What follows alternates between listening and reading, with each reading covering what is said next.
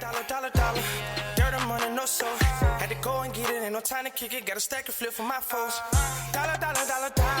Please tell me you can hear me. Don't turn your back and don't neglect me. Just let me know if you need me. Dollar. Let me watch out for my partners. Keep my money long, get my team strong. Let me run away from my problems. Yep, what's good, original crew, man? We're back. Hey, we got Roddy Mango. Dad moves into his daughter's college dorm and starts a cult on campus. Now, that's insane, bro. It's weird. Very strange. Yeah. Very disturbing. What's some other ones? That's all I got right now. Okay. Make sure y'all check out the links in the description box. Down below. You already know where to go if you want to first support. All you got to do is check out down below. Also, if you enjoyed today's video, like it in with a thumbs up. And that's how we would know, right? Yes. All right. Let's go. Let's check it out. Let's see what's about. You ready? Yeah. All right. Bada bing, bada boo. There's a college in New York called Sarah Lawrence. It is one of the pricier institutions with an $80,000 a year tuition. Their biggest scandal the past few years has been a small fox had been discovered roaming around campus. Campus security sent out a school-wide email blast. Beware the tiny, cute, adorable fox. Usually, nothing spectacular happens on campus until 2019, an email blast goes out to much of the college students at Sarah Lawrence. A majority of them get this email. When you open it up, it's just a link to a website.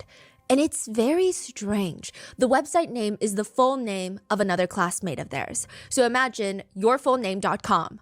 Weird. I mean, is she sending out her portfolio? Did she accidentally CC all of her classmates? They click the tiny little blue link and they get hit with, "Hi, my name is Claudia, and I'm an escort that poisons people to win her mother's love and approval." Is Claudia the name of the website? Yeah, the opening page is, "I poison people, and I'm an escort." What the hell is going on? They click one of the tabs at the top, and Claudia, their classmate, her advertisement pops up. "You can book experiences with me. Our relationship will be as unique as our interpersonal chemistry. My greatest turn on is to see my partner engaged, connected, thinking, and feeling on a magnitude greater than the norm. A shared journey through experience that leaves us both in awe.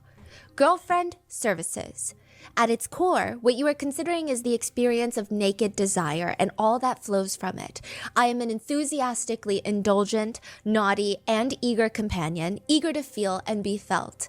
I'm a very playful woman, blessed with the disposition to shine brightest in the depths of depravity. Dalliances include but are not limited to bondage, roleplay, and predicaments. Pricing. 1 hour, $1,500. 2 hours, $2,000. 3 hours, $3,000. 4 hours, $4,000. 12 hours, $7,000. Okay, it's Hear the price. Not for this. So 1 hour 1,500, 2 hours 2,000, 3 hours 3,000. No, because the money don't make sense. That's what I'm saying. Oh. If 1 hour is 15, 2 should be way more than that. True. 500 more. That right there is alarming to me to be like, your pricing ain't even right. You can hear the price again. roleplay and predicaments. Pricing. 1 hour, $1,500. 2 hours, $2,000. 3 hours, $3,000. No. The money is already sketched because the money doesn't make sense. The money doesn't make sense. So 1,000 an hour. The only one would be the 1,500 for that 1 hour. 1,500. You don't just go to 2,000. Then 3,000. The money ain't. It ain't mathing right. For you, huh? No. It's 4 hours, $4,000. 12 hours, $7,000. 12 hours, $7,000. Yeah. That doesn't make sense. Your pricing continues to go up. 12 hours should be well over $12,000. I feel you. That doesn't make sense, bro. You're starting too high, and your hours don't. Man, if you're gonna be in this business, get your money. Okay. I'm just saying, get your money, man. Damn. Don't cut yourself short. They paying. So what you think an hour should be? Honestly, I thought the hour was too high, like off rip. So you're saying if your prices was more reasonable, you no. But what I'm saying is, if your hour is $1,500 and they already willing to pay $1,500 for 1 hour, $2,000 is too low for 2 hours. Let's take a step back. I think we losing it. Losing the plot here. No. I'm talking about like the marketing and finance part. I'm very much you know me. Yeah, this is getting a little weird. But if you're gonna be in there, I feel you. Cause I'm gonna just say this. Same way with the Diddy escorts. Y'all weren't getting paid 3-4 hours. You say, oh, I made $8,000. No, 3-4 days I made $8,000. You got me 3 or 4 days, baby. You about to be paying me. Then I'm thinking about it. I'm like, do y'all not communicate with y'all family for 3-4 days? Where they think y'all at? Okay, it is supposed to be a secret. It just didn't make sense, bro.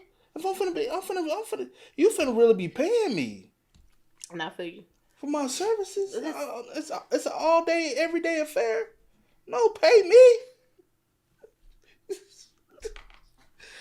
You got me big. Man, let's get back. You're gonna be a hoe, be a expensive one, not a cheap one.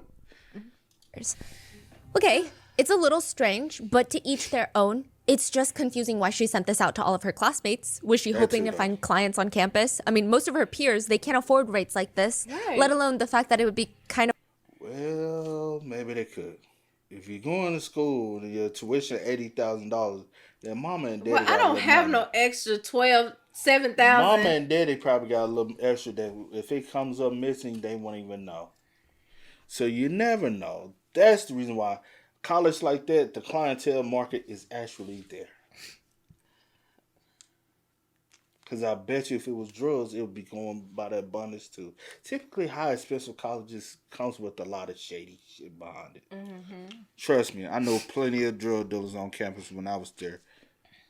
I don't indulge, y'all. I'm just saying.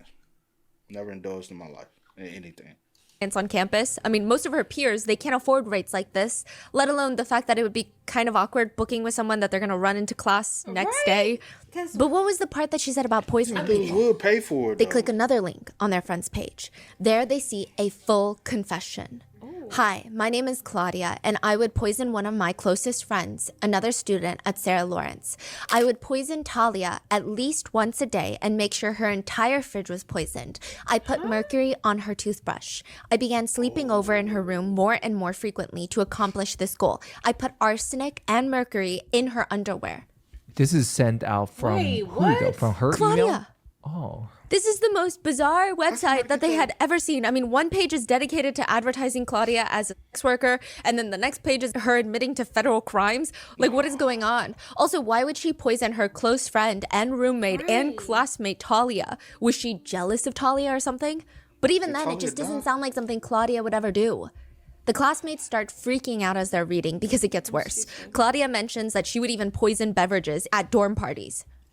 Meaning, who else on campus has she poisoned? Wait, there's a video. They click on it, and it's of Claudia sitting on bed. She's fully clothed, chewing a piece of gum, and she looks like she's about to fall asleep. There's a man's voice that can be heard. Please talk audibly, Claudia. It's Sunday, March 22nd, 11:20 p.m. I'm going to tell the truth because it's destroying me not to. Claudia admits to not only poisoning her close friend and classmate Talia Ray, but also Talia Ray's dad. Why would Claudia poison her friend's dad? I mean, truly, none of this is making any sense.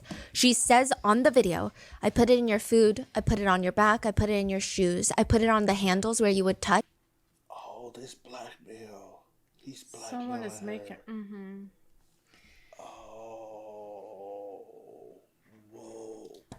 On the bed, I put it in the bathroom, I believe on your toothbrush.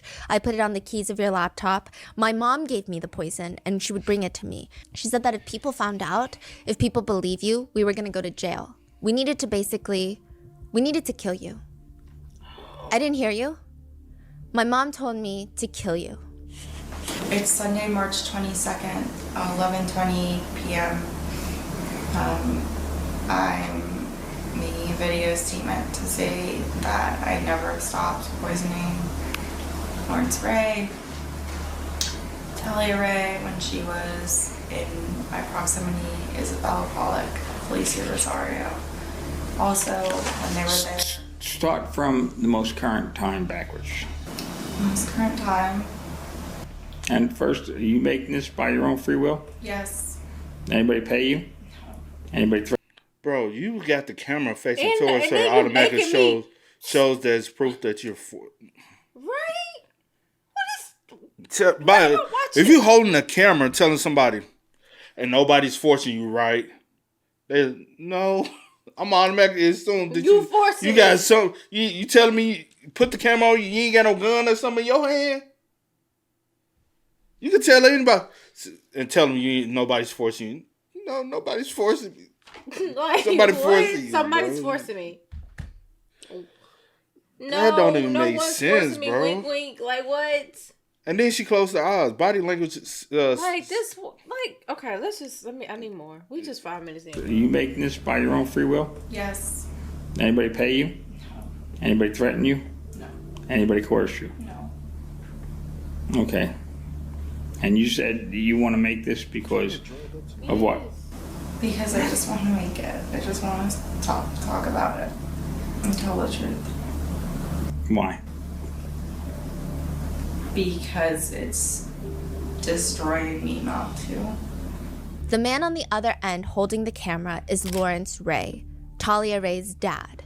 So this is Claudia's friend's dad, but also her cult leader. This is the case of Lawrence Ray, the man that starts a cult on a college campus, brainwashes his own daughter's friends, turns them into sexual slaves, and starts a multi-million-dollar high-end sex trafficking ring with high-profile clientele in New York City. And they send out email blasts? Yes, To why? we're gonna get into it.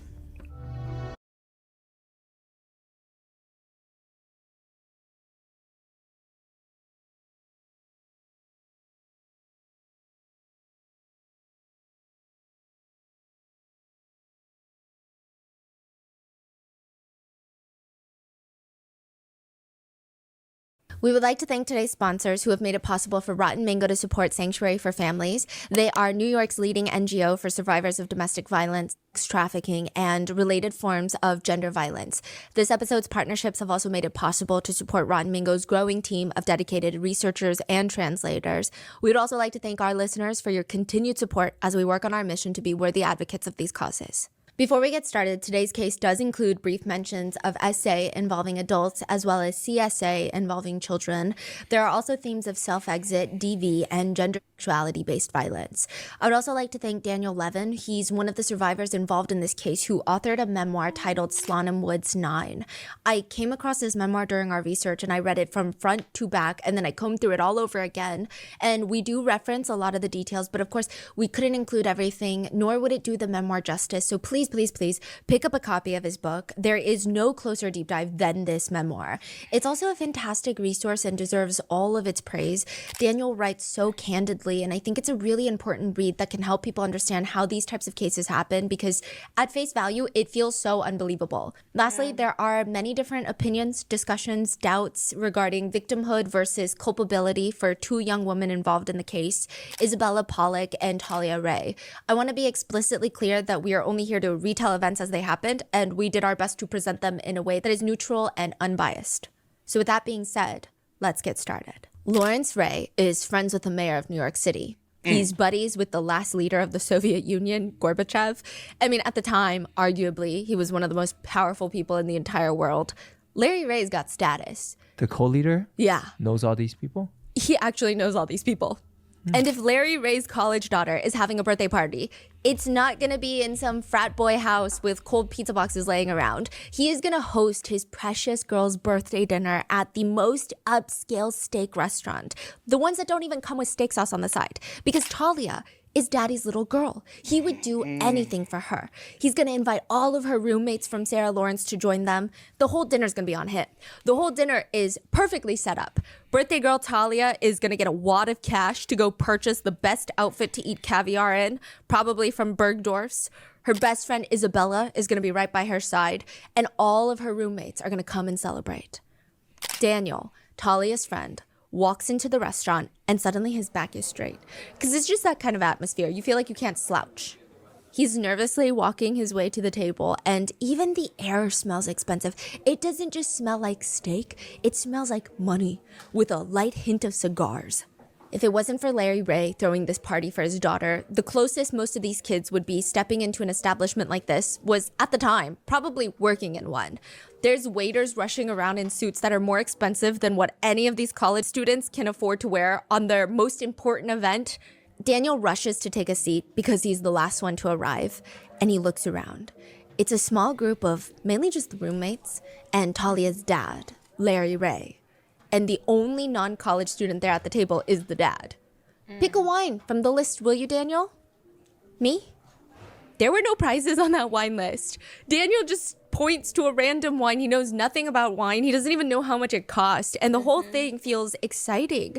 With Larry there, it feels like they're getting some sort of the best treatment that the restaurant has. They barely wait for extra truffle butter. It just magically appears on the table.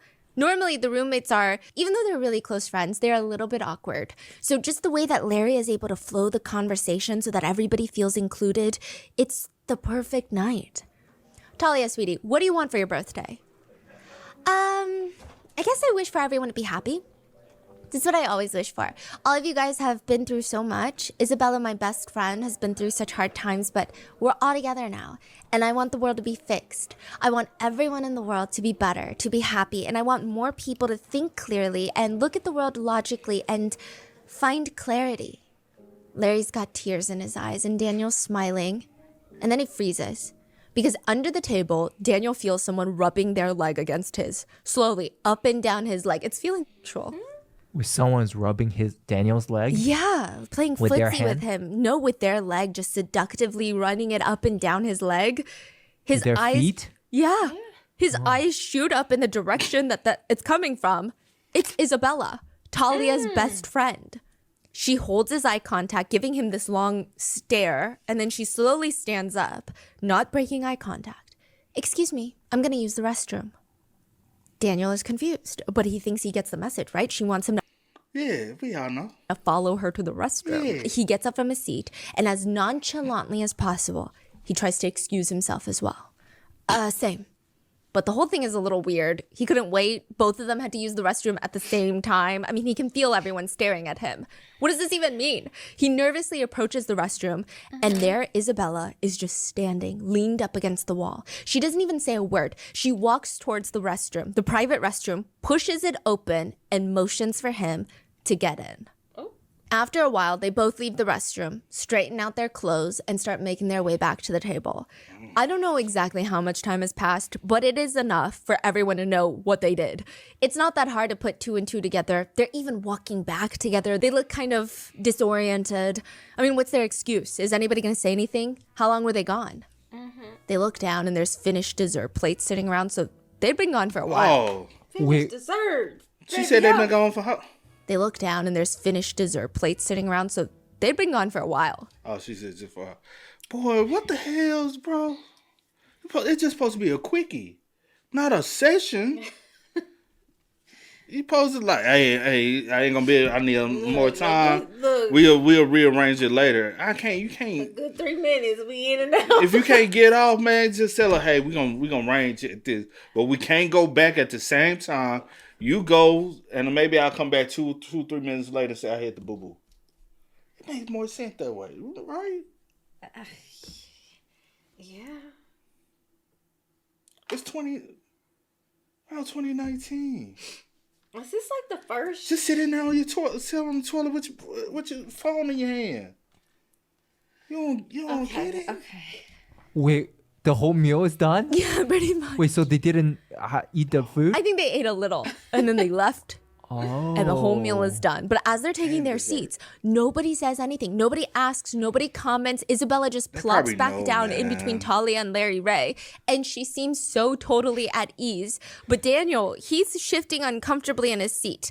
The whole thing is awkward, considering Isabella is Talia, the birthday girl's best friend. And this is her very expensive birthday dinner.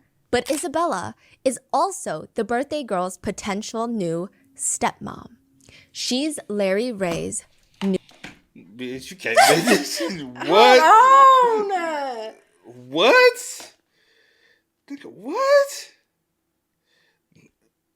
Her best friend, but she also dating her daddy. So is everyone like in cahoots with each other, and then y'all like get other like this is y'all way of like Maybe bringing other people. Don't try to dive that deep just yet. See, Okay, I've been watching but too many shows and movies. You have, now. yeah.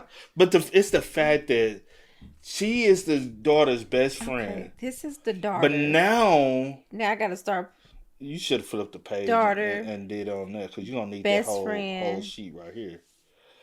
Boy, but the fact that she's dating the father now, that's insane, bro. And you had the nerve to go screw this boy in a bathroom. Maybe he okay with it. During her birthday. Girl's potential new stepmom. She's Larry Ray's newest wife. Quote. The girl who just went to the restroom with Daniel is actually Talia Ray's best friend. She's a college student. But now she's dating Talia's dad. She's dating her best friend's dad. Right.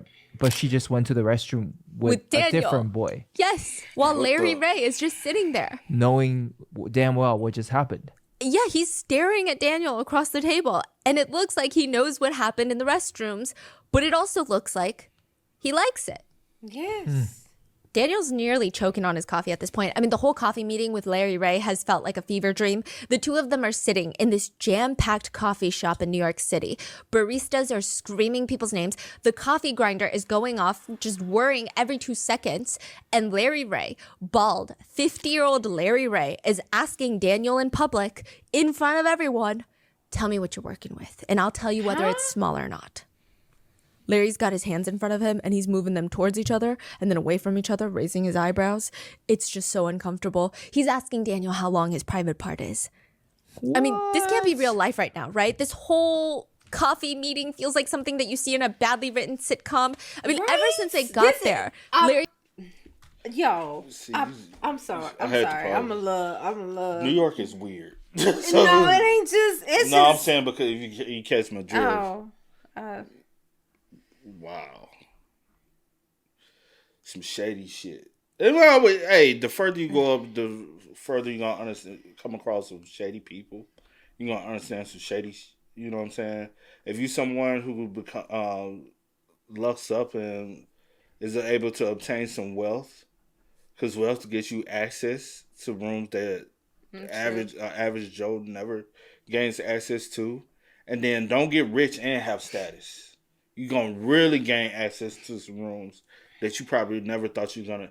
And those rooms behind those doors is some of the most evilest shit you're going to ever experience in your life. And the crazy thing is, most people are willing to accept it because of the fame, the money, the status. True. One of the three. Or a plethora of all three. True. So, hey, does it surprise me? No. Is it shocking? Yes, but it's not surprising. He's too close and attached to. So I gotta give my love. He's too close and attached to so many people that has power. Bro. Yeah, that's true. Meeting feels like something that you see in a badly written sitcom. I mean, ever since they got there, Larry's been ordering Daniel around. Danny this, Danny that. Danny, grab the coffees, won't you? Danny, get some half and half for me. Daniel hates when people call him Danny.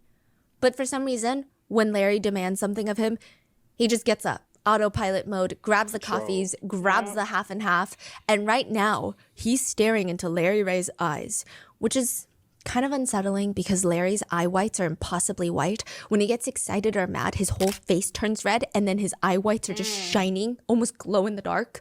Daniel finally gives in, leans in, and tries to quietly tell him the size. Larry does not return the favor and whisper. Instead, he's just letting his voice boom through the whole cafe. Dan, that's normal. Not a problem at all. What matters most is how you use it. What about Isabella? You ever slept with her? Oh, what? No, never. Why not? She was around all the time, wasn't she? You think she's good looking, don't you? Wait, didn't Daniel sleep with, was it Isabella? Yeah, so this is before. Oh, this is prior to the meal. This is like his first time meeting Larry Ray. Oh, is this possible? Him trying to get Isabella to reassure what he's working with and how he can use it. Damn. You told me not. This is Really? His first time having a conversation with Larry Ray. Got And it. it's the whole thing is weird. It's like a staring contest. Larry might as well take out his eyeballs and dangle them in front of Daniel's because it feels like some sort of test or something. Daniel just can't stand it anymore. He just blurts out, well, I'm working on trying to understand my sexuality. Oh, well, I can tell you right now. You're not gay. You don't have small privates. You just need to relax. Trust me. I'm professionally trained to evaluate people, to walk around inside of their minds. That's super easy for me, you know? I want to use that to help you, okay? Would you like that? Something in Daniel does kind of want help just because it sounds so easy. Larry would come into his mind, fix all of his problems. I mean, why wouldn't you say yes, right? It would just make your life easier. It'd be so quick for all these big, complicated feelings to just disappear. Yeah. Okay. Good. Now let's get out of here. Daniel looks up. The entire coffee shop is closing up. They had been there for almost 6 hours. Wow. They walk out onto the dark street and the air feels chilly. And right there, parked on the street, is a full-sized limousine. The long ones. Come on, get in.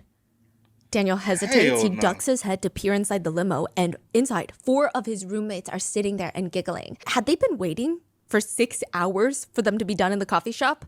They stop mid-sentence. They look at the guy. Well, how did it go? It went really, really well. The roommates in the limo, they're glancing at each other. It's like they know something Daniel does. They done scouted Daniel ass and told them, yeah, I think Daniel will be on board. Boy, hey, you talking about, bro, people do this for real, bro. People do that for real. Yes. This is real life. Because I've been, now I don't know type of shit like that. But I kind of been approached kind of in that manner. Yeah. But not for this type thing. But I told you about that time, the woman, she came, she was like, hey, you know, I was at work, she came through my line. I'm like, yeah, she talked to me. She was like, hey, me and my husband, we do this. We think you'll be. Like that, yeah. And she said, we'll meet up with you. I met up with him at Starbucks. It was the most weirdest. Like, bro, lucky I'm who I am. Yeah. And I can read some bullshit. And I can peep some bullshit. And I be sometimes on my thug shit. You know what I'm saying? Mm-hmm. I ain't always on it. But and I'm just like, bro, I can feel it. Yeah. And I can feel. And I was just like, bro, something ain't right here, bro. Yeah. And, bro, I swear I was at Starbucks for 2 hours talking to these people. And random people just was coming in. Oh, hey. And I'm just like, hey, how you? Bro, when I tell y'all, it was so freaking weird. And the man was blowing up my phone for a whole month. Well, how you didn't block him? You don't know. You was probably No. Okay. No, you know me. I'm not a blocker. Yeah. I just ignore. Yeah. You will call me and I hit the side button, boom. Yeah. You can text me, I won't text you back. I see. You ain't blocked. I'm just not responding. Yeah. But yeah, and eventually he stopped reaching out, and I was just like, thank God, bro. But people seek out people. Yeah. It was so, bro. Doesn't know. Like he just joined a secret little club just now with this coffee date. Larry urges him to get in the back. Now, what do you guys all say? Shall we get some dinner? I mean, who can say no to coffee? Who can say no to a limo ride? And who can say no to a dinner with friends? This would be the start of the Sarah Lawrence College cult that operates under the radar, even on campus, and stays active for 10 years. Videos would be uncovered, and one of them is of Daniel standing in front of Larry. So this happened in 2009. Yo. 10 years, bro. So that was 2019 when, but 2009? Yeah, so it had to. Technically, yeah. Around 2009, somewhere either, but before. Aroundish. That's insane, bro. And a sex. Are we exaggerating with the code term of it? Or is it just. That's what it seemed like. Or is it like an escort service? Would you call an escort service that? So we went on the website that Diddy would know what you. That's kind of. We checked. This is. I'm trying to choose my word. No, because you don't be choosing your words wisely. You could just say, yeah. When we found out the name of it, that this was the site that people was like booking. I've never heard of this site before. I went, typed it in, and I was like, oh, this is a real professional website. Like laid out like to the T. And some of the guys that they were dealing with are still on there on the site. And of course, like we trying to like look up, whatever. You cannot look up their names. You have to know what they look like. You have to know what they're like, what they look like, or like whatever. You have to know what they look like. Because they don't go by they like. Or where they. You have to know what they look like and where they're out of. Yeah. Like the city they're out of, because it's damn near every big city that names they're associated to people, but of course they go by not alias. Their real names. Yeah, they go by alias. But I was like, this is professional. This is nice. This is what it was. Not that I would like use it. I'm saying it's well like put together. I said I ain't never. We learn something new every day. And they got something near us. Yeah. Near us, and I was just like, oh shit. I'm pretty sure people use them for what they think what? Like Facts. looking for, like. But what is that city known for? What city? Oh yeah, like facts. They book them. They book them. What they're known for. Them. Yeah. Because I'm starting to see it more and more now. Like, hey, if this is, I'm getting married. Where are we going? If this is your whatever, she was slobbing down such and such at the But stuff happens. Most times nowadays, for most bachelorette parties, where are they going? Yeah. Coming here. So I'm going to look at it as such. I'm going to look at it as a cult or an escort service. I'm going to look at it as a cult for right now. Not an escort service. I mean, because a cult is a different thing. I feel like two things can be true at once. I feel like it just depends on like. I'm saying it can be an escort service and a cult all wrapped in one. But I'm like, are we looking at more as like a cult or more of an escort service? Because that's considered an escort service. And I don't think, and that's the thing, they not like super controlled and whatever. They get the like. That's what I'm saying. We'll find out. We'll find this out. Okay. I'm saying we'll find out like the control effect of it. 10 years. Videos would be uncovered, and one of them is of Daniel standing in front of Larry. His body language looks completely detached. He's just standing there in his red shirt, staring blankly at Larry, who's standing out of view of the camera. Now, Dan, you're trying to pull back now, aren't you? Yeah. Yeah. He nervously shoves his hands in his pockets. He's a full-grown college student, but his body language is like a child being scorned by an abusive parent or something. Larry grabs a steel wrench and uses the blunt side of it to wrap around Daniel's neck and yanks him towards his face. They are now standing, faces just inches apart from each other. Larry, please, I'm being honest. Give me your tongue. Stick it out. Stick your tongue out. In the back, you can hear a girl giggling. Give me your tongue. Stick it out. Stick your fucking tongue out. Larry takes a wrench, squeezes it shut on Daniel's tongue, and starts pulling him closer to him. His whole body language is flinching. His shoulders are up. He's just trying to follow the wrench to avoid more pulling on his tongue. But Larry notices, and as punishment, he starts pulling the wrench up, forcing Daniel to get on his tippy toes unless he wants his tongue ripped apart. And in this very calm, menacing voice, Larry threatens Daniel. Next, it's going to be the head of your cock. Do you understand? Next, it's going to be the head of your cock. See this? How it feels? What if I pick you up like that by your privates? I'm gonna pick you up by your tongue. You think I'm playing with you right now? You're a grown man. I'm a grown man. Larry right now is torturing Daniel. And this is really all it took. He's so good at getting into people's minds. Yeah. He ends up it's yes to a coffee date, yes to a limo ride, yes to a dinner. And then suddenly he is in full control of all these people. Yeah. To the point where he can do whatever he wants with them. He lets go of Daniel's tongue, but slams a mallet straight into his stomach. He briefly yelps out in pain before very quickly, almost too quickly, he straightens out his back. Yes, I hear you. Larry holds his face right up to his. Listen to me. Don't f*** around. Tell the truth. Next thing getting split is your dick and balls. Oh my God. Now apologize to everybody right now. Just like in the limo, Daniel turns and his college roommates are sitting there watching and waiting for a response. And by this point, it would be too late for Daniel. Because once Larry has you, there is almost no escape. You know those people that make one thing their entire personality? Listen, I'm not judging them, but Talia's Ray thing is kind of a mood killer. It's kind of a party killer. It doesn't matter who she's with, where she is. It would be in the middle of a frat party and they're playing beer pong. There's couples making out, rubbing up on each other in the corner of the room, and Talia would be half screaming over the music, "My dad's a truth teller." He's been silenced by a group of powerful, vindictive men. He's been sent to prison for his heroic efforts to save me and my youngest sister from an abusive mother, and his incarceration is the result of a deep-seated government corruption. Everyone in the circle is staring at her, frozen, mouths open. They're holding up a beer. What is going on right now? This is so strange. Read the room. Talia did not. She would keep going. My dad used to do push-ups with me sitting on his back, and I would come into the room whenever he was having these meetings, and it didn't matter who it was with or what he was doing. Honey boy, that's what I call my dad, would let me come on his back whenever I wanted. I would ask him to do push-ups while I sat on him, and he would do it. One of those friends at a party said about Talia, pretty much the first thing and only thing she ever talked about, whenever it was her turn to talk, is my dad this, my dad that. Even at parties where we're just trying to have fun. Like, that's when it started to get weird. Listening to Talia talk about her dad would evoke two very strong feelings. Either, am I high right now? Or do I need to be high to listen to this?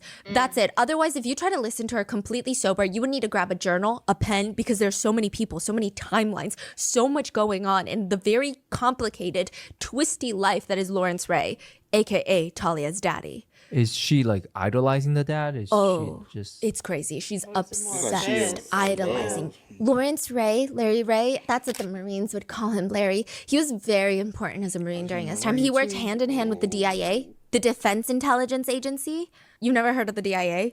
It's an intelligence agency. It's kind of like the CIA, but it's for the military. Yeah. Anyway, he was friends with some of the highest ranking generals in the Marines. Do you even know the ranking system? Let me break it down. The highest rank in the Marines is a general. From there are tiers to this, the highest of the high being a 4-star general. Do you know how hard it is to achieve? There have only been 75 4-star generals in the history of the Marines. In the history. There can only be 60 generals in the Marines at any given time. Larry was friends with the most of the powerful generals, one of them being a 3-star general in the Marines that asked him to help with him in missions down in Cuba. But after the Marines is when he joins a different type of boys club, Wall Street. So everybody needs to listen up.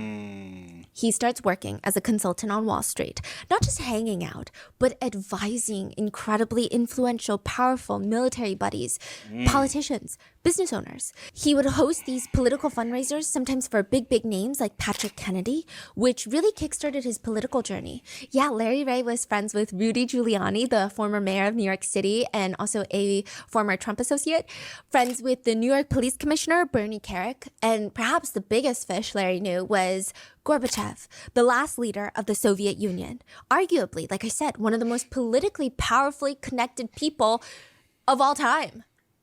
That's coming from the daughter? Yeah, and it's actually true. Right. Yeah. And she's calling him Larry Ray? She calls him a mixture of dad, daddy, honey boy, and Larry Ray. Yeah, so like these are the types of stories that she would tell in the dorm rooms. And he was friends with all the generals as well? Yeah, he was. Are we going to find out how? Yeah, Okay, it's okay. just unhinged. Because, I mean, Larry helped end the Kosovo War. Apparently, he helped negotiate it, which resulted in NATO, sending him a letter personally thanking him for his contributions. Like, how insane is that? Right. The roommates would just be standing in the kitchen in their pajamas. Their eyes are still adjusting to the light. They just woke up. They're so hungover from last night's party. Wait, Talia, I was just trying to grab a bottle of water. I was just asking if you wanted one. Oh, no thanks. Have you heard of the Gambino crime family? My dad was an FBI informant for...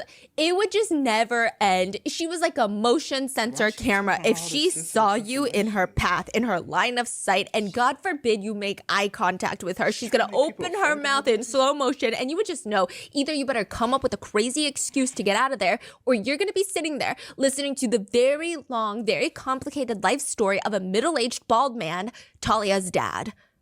So where is he? Does he visit? Oh, he's in prison. So how the hell does this man who works with the DIA, the CIA, the FBI, all the 3-letter acronyms, how the hell does he end up in prison? If you were to ever ask a question like that, you better sit down because it's going to take another few hours. Well, the story starts once upon a time with a man named Bernie Kerik, the police commissioner of New York City at the time. He was the police commissioner when 9/11, the tragedy, happened. He was also best friends with Larry Ray. Well, long story short, let's just say Bernie opened up a bit too much and Larry knew a tad bit more than he was supposed to about 9/11, things that the public should not be privy to. And unlike Bernie, Larry wasn't going to stand for that because he's a what? A truth teller. Exactly. Unfortunately, that put a giant target on his back. Powerful people, I'm talking degrees of power that we can't even fathom possessing, were after Larry. Bernie Kerik, Rudy Giuliani, and then President of the United States of America at the time, George W. Bush, and his Vice President, Dick Cheney. Yeah. They first tried to ruin Larry's reputation and his life by going after the ones that meant the most to him, his 2 daughters. They made sure that Larry lost custody. They made sure that the girl's abusive mother, Teresa, had custody. And when Larry broke that custody agreement by going to see Talia to make sure that she's okay, they threw him in prison. Which is smart, because now when he comes out of prison, whatever he says is just going to be, do you hear this guy? He sounds like a butthurt felon, a conspiracy theorist against the system because it didn't work out for him. I guess you could call it a very bad situation of a whistleblower case. 30 minutes from Times Square, there's this bubble. You step inside, and it's like being transported into this cute little whimsical village. It's Rosewood from Pretty Little Liars. That's what it feels like. It's its own little world. That's the Sarah Lawrence College bubble. The students in attendance there would say, and this is according to them, most of the students there are maybe the kids that were outcast in high school, the nerdy ones, or the artsy types. In Slanham Woods 9, an on-campus townhome, there are 8 students living in the 8-bedroom building. The 8 roommates are Talia Ray, a.k.a. Larry Ray's daughter, the one who can't stop foaming at the mouth to talk about her dad. You say 8 bedroom? Yeah. Also, there's one dorm room with 8 bedrooms. Okay. Yes. I mean, honestly, aside from Talia's slightly unsettling obsession with her dad, Talia's pretty normal. She's very pretty. She's brunette, got these big doll-looking eyes. She's probably the most unique out of her roommates. The other 7, they're really busy during sophomore year trying to find themselves. Talia Ray already found herself. She already knew what she was going to do with her life. She was going to go to law school and help whistleblowers like her dad. That was her whole life mission. It's since day one. She was a little bit intense at times, but you have to admire her drive. Then you have Talia's best friend, Isabella. She is the complete opposite of Talia. She's not close with anybody else in the house except Talia. She's super shy. I mean, that's one way to put it. One roommate would put it this way. She's a social recluse. I mean, she hides a lot. She hides in her room. She hides with her hand. She always hides behind her hair that's hanging in front of her face. She really only had one friend, Talia. That's it. So we have daddy's little girl, Talia, super shy Isabella, and then Santos. Santos is Talia's boyfriend. Everyone describes him as being the puppy of the friend group. Everyone who knew him said he really just kind of behaved like a puppy. If he was happy, you would see it. If he was sad, you would see it on his face. There was almost an innocence to Santos. And like a puppy, he would kind of just trail after Talia. Whatever she's doing, Santos is doing. So we got daddy's little girl, Talia, super shy Isabella, sweet Santos, and now Claudia. Claudia is like the one from the beginning of the story. She is a true artist of the friend group. Her room is probably the messiest. She has a very chaotic way of thinking, which can sometimes be overwhelming, but other times she just has these creative moments where crazy things happen. And just like every good artist, she always looks like she's going through it. She looks like a tortured soul, in a sense. Daddy's girl Talia, super shy Isabella, sweet Santos, artist Claudia, and then Daniel. This is one of the key people in today's episode, but also the author who wrote the memoir that was an invaluable source for today's episode, so keep that in mind. He's also in Slanham Woods, and so is his girlfriend, Raven. Raven is kind of the unofficial 9th resident. She does not have her own room, but she's always in Daniel's room, so practically she's living there at one point. That makes 5 roommates. There's still 3 more. Gabe, Max, and Juliana. They are not the focal point of today's episode because they'll eventually... Because if we look at the diagram, it looks like it's a 2-story joint, right? I wonder, is it... So, it's an 8-bedroom. They stay on campus, right? So, I guess it's campus housing. And they probably got, like, those solo dorms. Like, you know, the solo dorms. Because some dorms you can share a room. Yeah. Some of them you don't share a room. So I wonder, is it like that? Because then that tells me they're orchestrating out of this housing. Yeah. And this is like the whole house. Because they're getting... Natalia is playing recruiter. She get her close friends. They go out. They start branching out. You get what I mean? Abe, Max, and Juliana. They are not the focal point of today's episode because they'll eventually break away from this group. All because of one question. This is what triggers all of this. This is what starts it all. Guys, do you guys mind if my dad stays with us for a few nights? Oh, hell no. He's getting out of prison finally, and he needs a place to crash before he finds his own. Oh, God. The 7 roommates and an unofficial roommate, Raven, they're all kind of staring at Talia. Yeah, sure. I mean, it's just a few days until he can find... Oh. What you would have said? Hell no. I'm sorry, but... I'm finna tell you, been there, done that. No. Oh, yeah, you have. I would advise anybody not to. Excuse my language, too. I would advise anybody not to. I had a roommate. For some odd reason, he thought it was cool to let his brother move in. And then... His brother stayed on the living room couch. I don't know what... There was some street shit going on.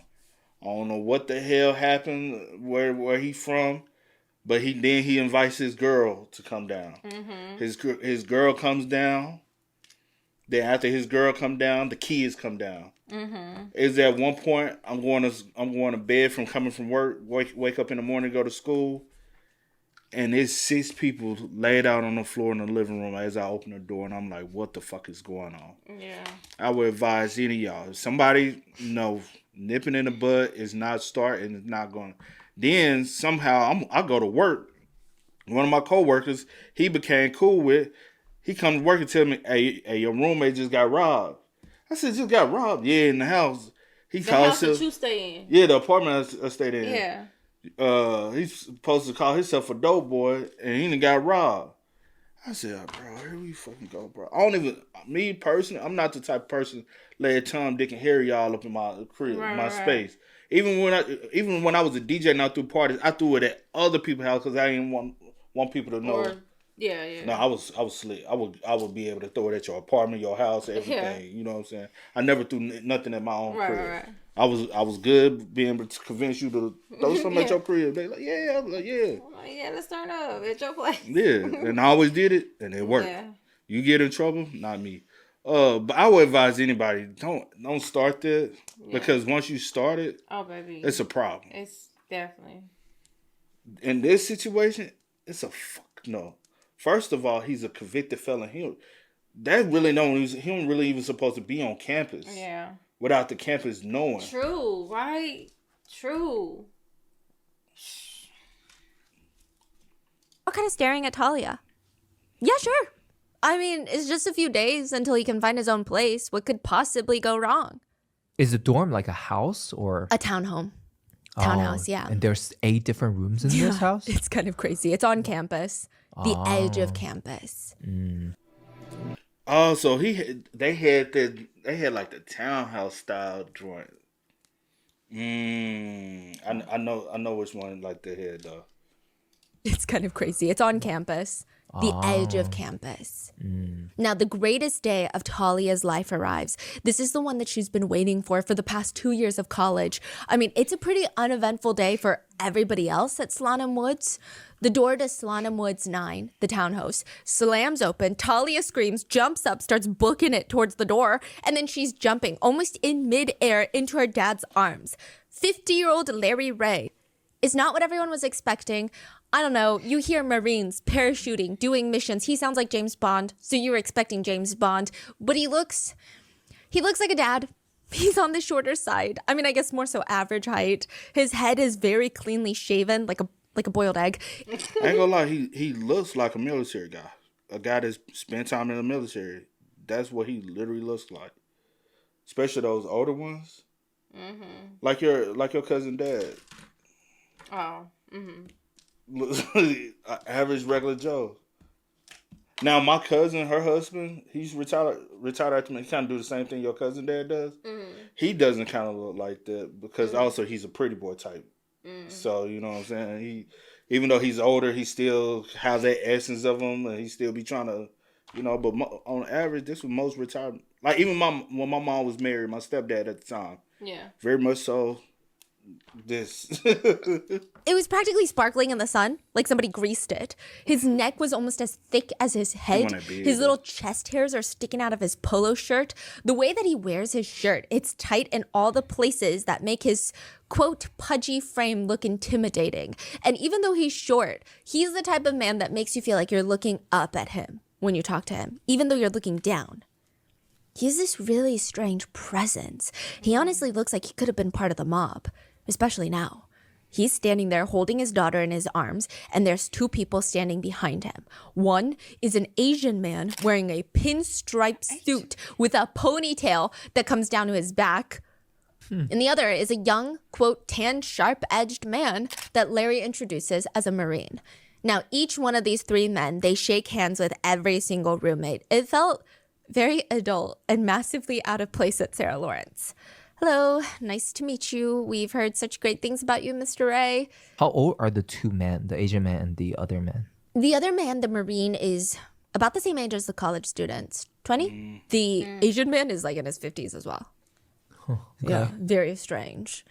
Everybody's upbeat and polite except Isabella, who is just standing off to the side. There is never any emotion on her face, which is nothing new for her. She usually has the type of expression that doesn't particularly welcome people to start a conversation with her. But Larry doesn't care. He immediately swings his arm around Isabella, almost startling her. Thank you for being a friend at all when she needed you. He looks at the rest of the group and smiles. Now let's make you some real food. That night, they would eat steak for dinner, freshly grilled filet mignon, courtesy of Larry Ray. The first few weeks of Larry Ray in the house, Talia's dad, was honestly nice. Hold the fuck on. Why your daddy come to stay here, but he can afford to feed all us filet mignon? Right? Go get you a crib. So go get you a hotel room. Why you couldn't go stay with one of these men? They bringing you here. They picking you up. Why you can't? I don't know. At first, I thought maybe the Asian dude was his like PO or something, or trying to drop him off. I found out his resident location. That's what first thing came in my head. Y'all but like I said, another no. family? When I looked at, but ain't even that. Go get a hotel room. You Go can do afford a something. filet Why would you mignon for wanna- all of us. Why would you want to come to your daughter's? It was a ploy from the beginning. I know, but still. The first few weeks of Larry Ray in the house, Talia's dad, was honestly nice. I mean, despite the fact that everyone was under the impression that he was just going to stay there until he found his own place, which, I don't know, would probably take like a week or two max. If you ignore all of that, it was kind of nice having him in the house. There was always food. Nobody was hungry. He would put on one of Talia's pink frilly aprons to do the dishes. The whole place was always super clean when Larry was around. I mean, this is super nice change. This is a group of kids that wanted to buy these. This is a real idea they had before Larry Ray came. They wanted to buy bags of sand, pour them into the kitchen floor, and turn it into a beach. What? Yeah, so Never heard that before. it was a lot Right. cleaner. It was pleasant. Kind of felt like home. Not in the cheesy way, not like, oh, daddy's home, it feels like home. But you would walk into the building and there would be smell of fresh cooked vegetables baked in the oven, asparagus and steak. There'd be music playing. And unlike most dorm setups where you go in and you're like, oh, someone's eating steak, that smells so good. You'd walk into the kitchen and Larry, this former Marine, has this cute little pink apron on. Come, sit, did you eat? Eat with us, come on. It's like a little family, and then you sit down and you just get dinner. You get dinner and a story, actually. While they ate, he would tell them stories about his work as an international CIA operative and how he recovered Stinger missiles off the black market and engineered the ceasefire in the Kosovo War. I mean, it's so nice. You think he lying? What did she say? But he got all these connections. But I'm saying like the military backing and all this stuff. Yeah. Because you only supposed to be telling everybody this information. Well, some of them be loose lips. Some of them do be loose lips, right? Yeah, it isn't her dad. He's a truth teller, right? Ain't that what she called him? Yeah, but I'm saying he can be in her eyes a truth teller, but he be making up all these stories. I'm just, Yeah, we'll see. It does take a little bit of a getting used to that Talia calls her dad honey boy and he calls her honey girl, but it's kind of cute after a while, right? Now, Daniel comes home late one night. And the minute he steps into the townhome, he spots the white styrofoam containers that are stacked up in the kitchen. Ever since Larry got here, they always have an endless supply of lasagna and Italian takeout. And as he's walking in, Santos and a few of the other roommates are standing around looking very concerned. Their arms are crossed. They're almost whispering, but when they see Daniel, they kind of hush. Like they can't talk about whatever it is in front of him. Santos turns to Daniel. It's about Isabella. Sorry, we can't really talk about it, but she's having a really hard time and Larry is helping her. Daniel glances at his watch. It's almost midnight. And he saw Larry go into Isabella's room before he left, which is at the beginning of the day. He's been in there, what, like 16 hours? Larry would stay there the rest of the night. The next day, some of the roommates would walk by Talia's room. The door would be wide open. They would peek their heads in, and inside, Larry and Isabella are sitting on Talia's bed. And Larry would just softly stroke Isabella's hair. And he's whispering in her ear, almost in like a hypnotic pacing, over and over. Shh, nobody's gonna hurt my baby girl. Nobody's gonna hurt my baby girl. This is his daughter's best friend. What? Larry naturally becomes the closest to Isabella because this is Talia's best friend and Santos, Talia's boyfriend. Isabella loves being around Larry. I'm just going to say it like that. Isabella had never seen anyone buy that many groceries before, ever, in her entire life. She grew up on food stamps where you have to watch every single item that you get. She had to stand there in aisles staring at snacks that she can't buy while her mom is crunching the numbers to see if they're going to go over the food stamps limit. I mean, one of the first things Larry did when he got to Slonim Woods was take the whole group grocery shopping to stock up their pantry. Isabella had walked over to a bag of chips and she was just checking the price. You like those? Oh, yeah, but we'll throw it in the cart.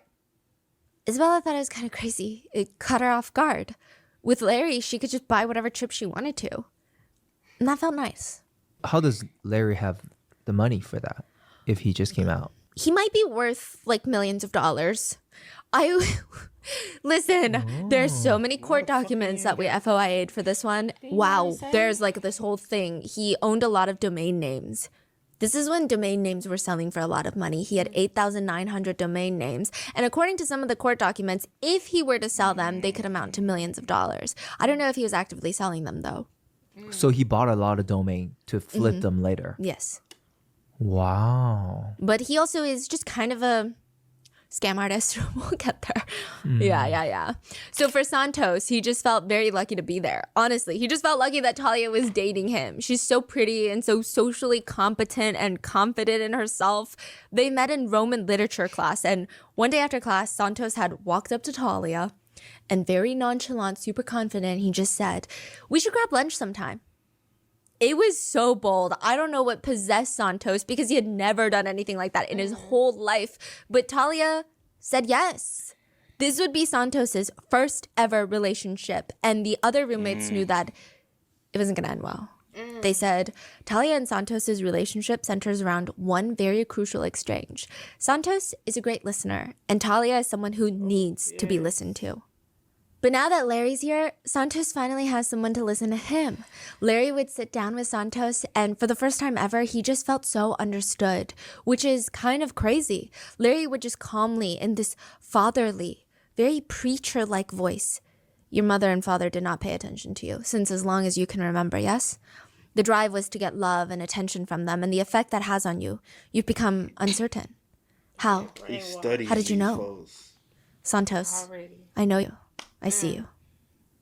Once Larry started having these deep conversations with Isabella and Santos, all the other roommates start noticing the two of them change. I mean, it was pretty drastic.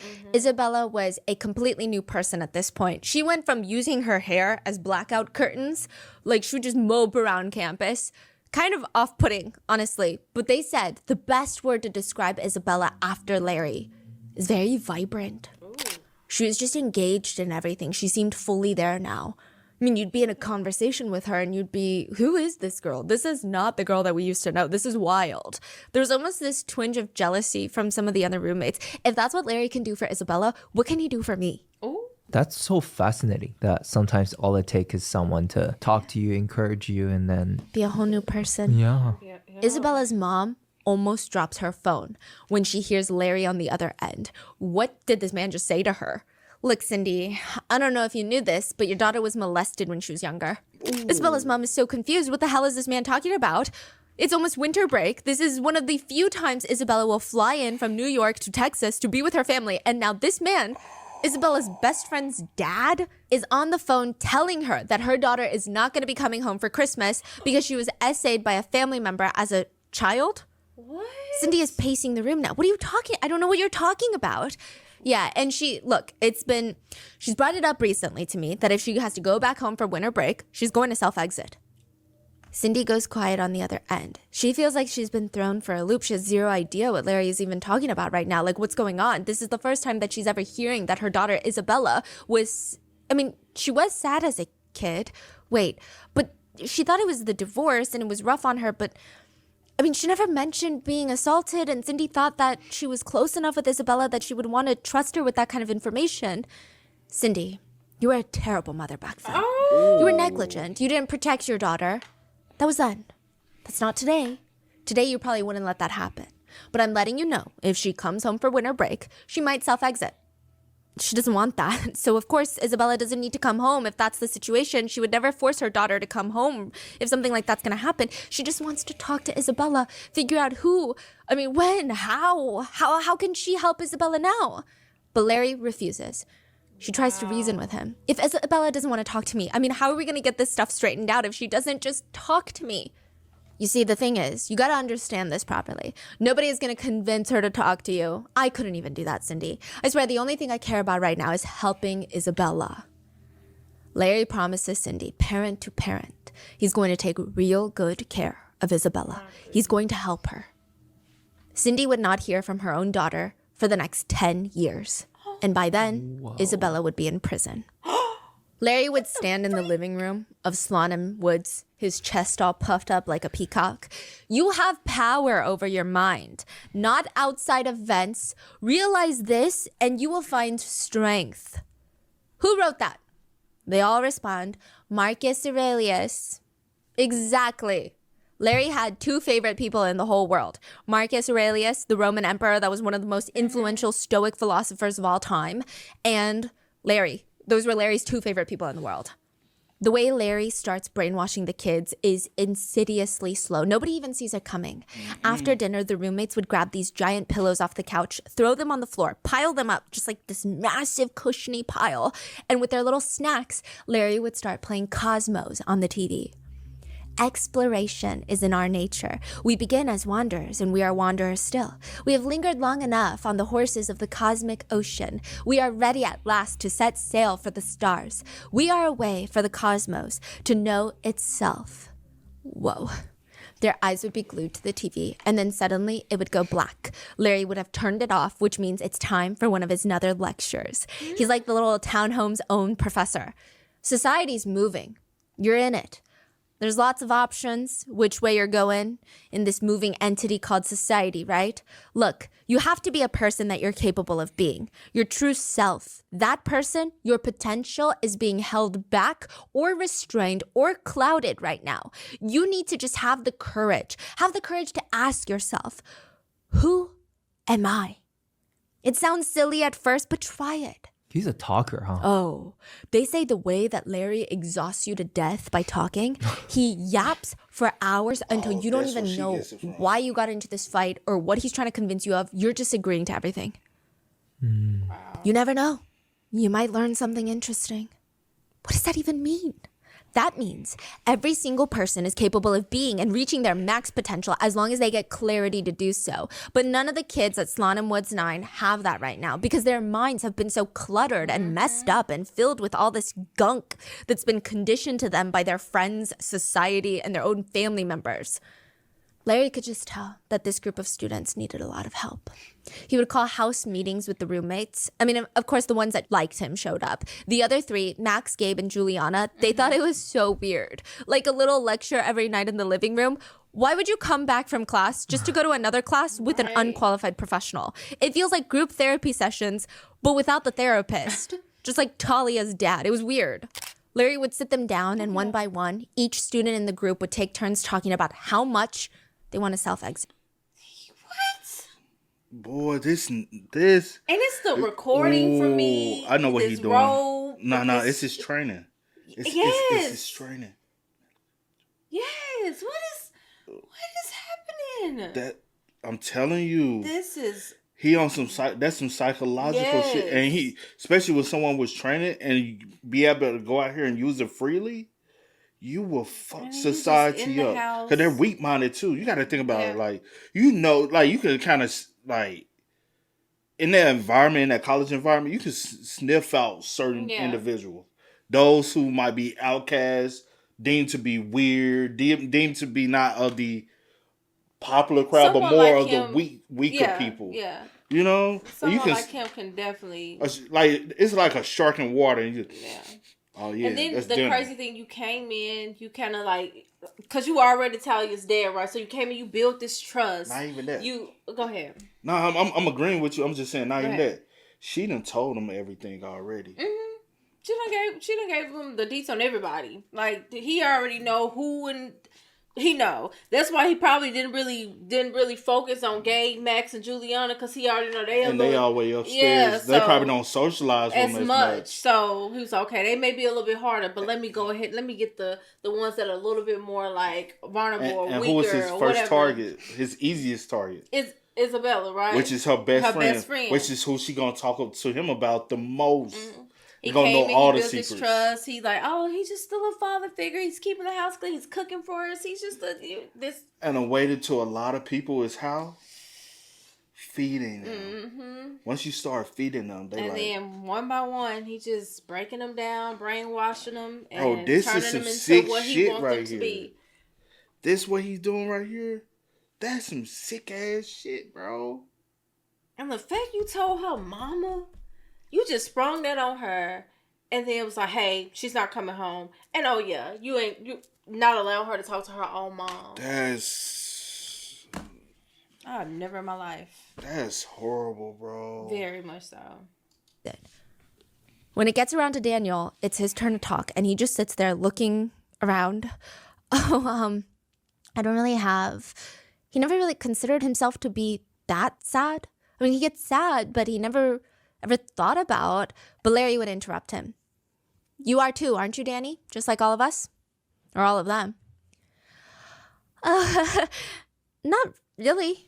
I mean, I'm sorry. I guess I haven't ever tried or any. I'd be like, Daniel no, was I'm gonna not be- sad. Daniel was the harder one Right. to crack.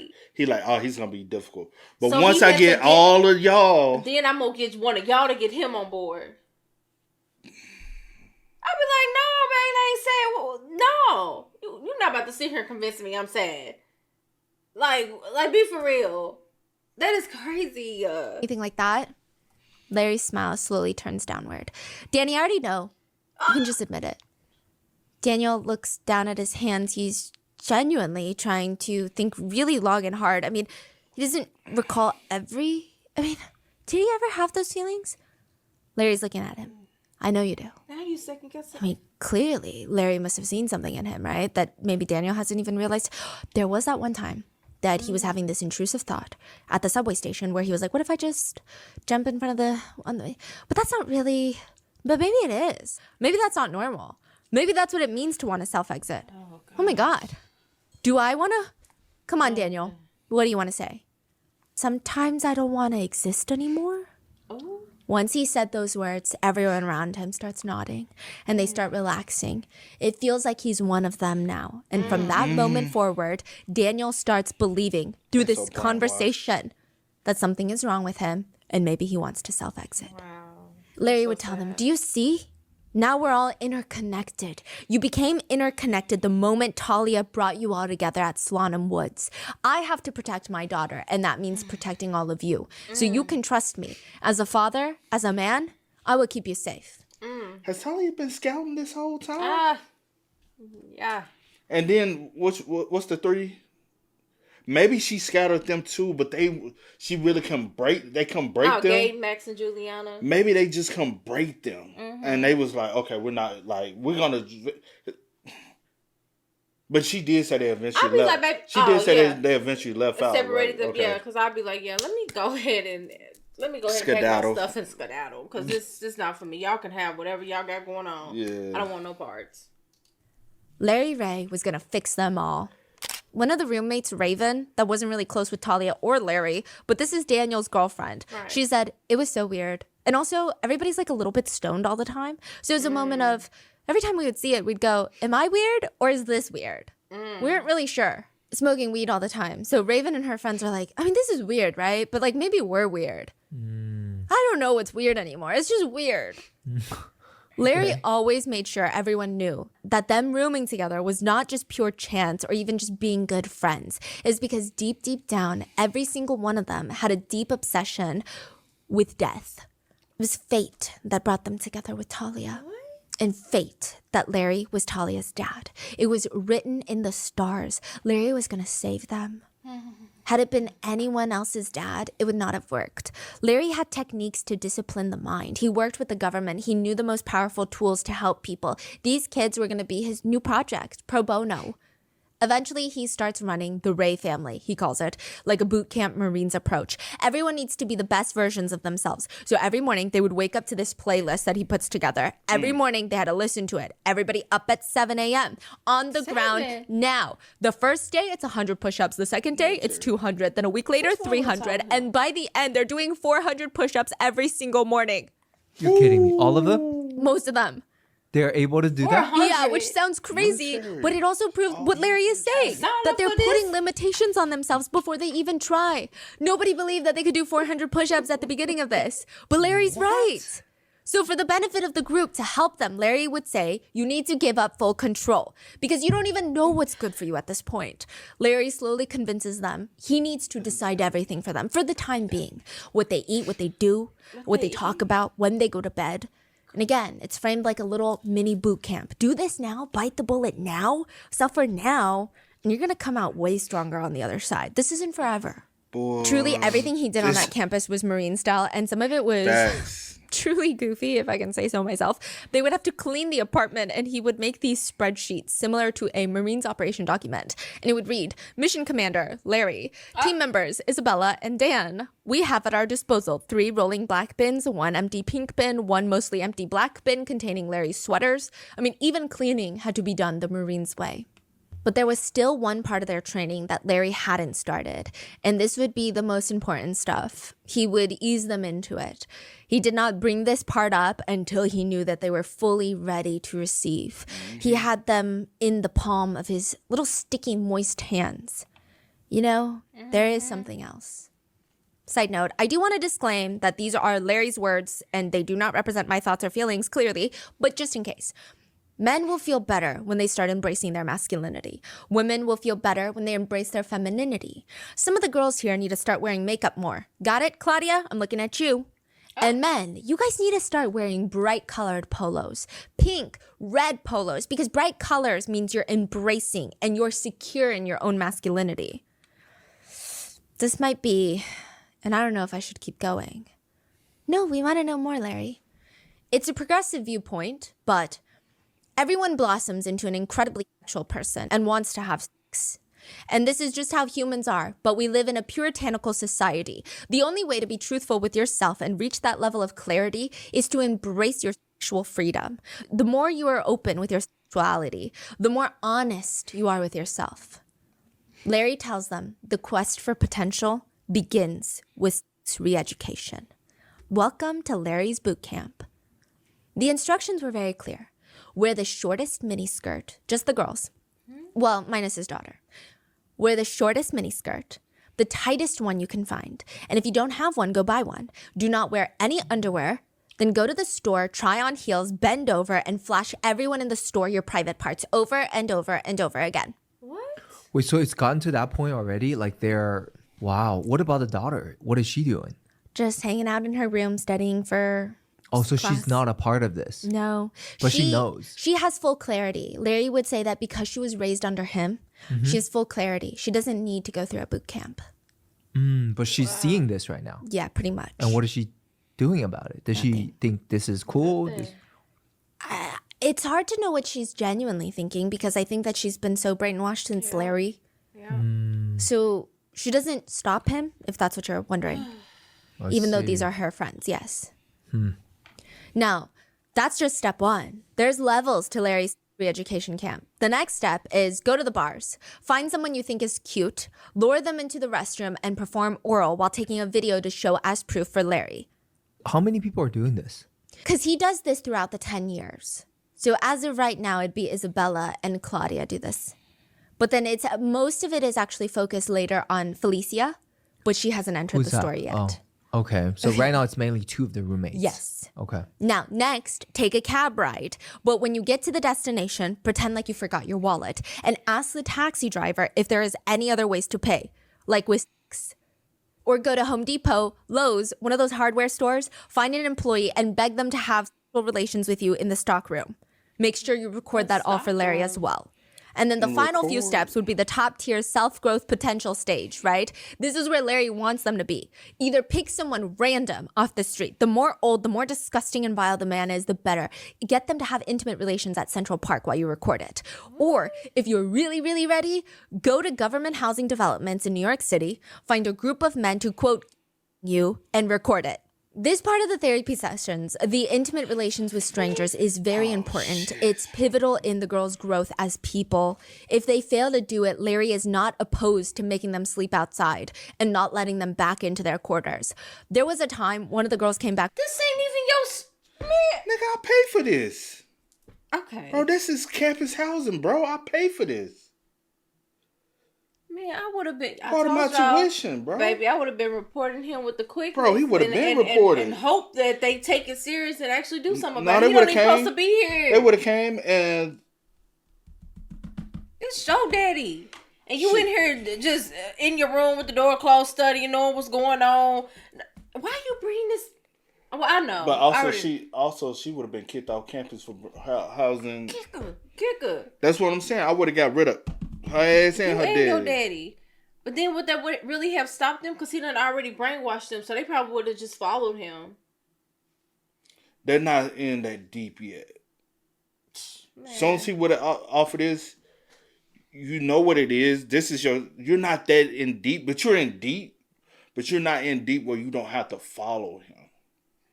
And man, I know it sound like it, but it seemed like they in pretty deep. I'm telling you, bro. It ain't probably years deep, but I feel like once somebody brainwash you and then you feel like this is just what it is, I don't know. It don't make sense. With a video that was not great, and Larry just blows up on her, screaming at her in front of everyone. Who does this? Who goes and makes a video like this? You can't even see anything. This is so stupid. You're so incompetent. You're so useless. Are you sure you go to a good school? I thought you're college educated. I thought you're smart. Wow. Clearly not. And why is your skin so flabby? You look like a chicken. Do you know that? Is he genuinely just want to see a video like that, or? He loves the shame. Larry would tell the girls that the man's genitals and the girls' faces had to be in the same frame, and it had to be in very, very clear view. The guy's face did not matter. All that mattered was the girls' faces had to be very clear and the actions had to be done very clearly. Because again, it's the shame that he's getting off on. Then one day, out of the blue, Daniel breaks up with Raven. What? Well, when I talked to Larry... And there his motive is. Raven, which is, she doesn't stay there, but she's always there, is going to be able to help him realize that this shit ain't right. But now Raven's no longer going to be there. Now he needs us. Boy, Raven would have been his saving grace from getting caught up in all that. When I talked to Larry...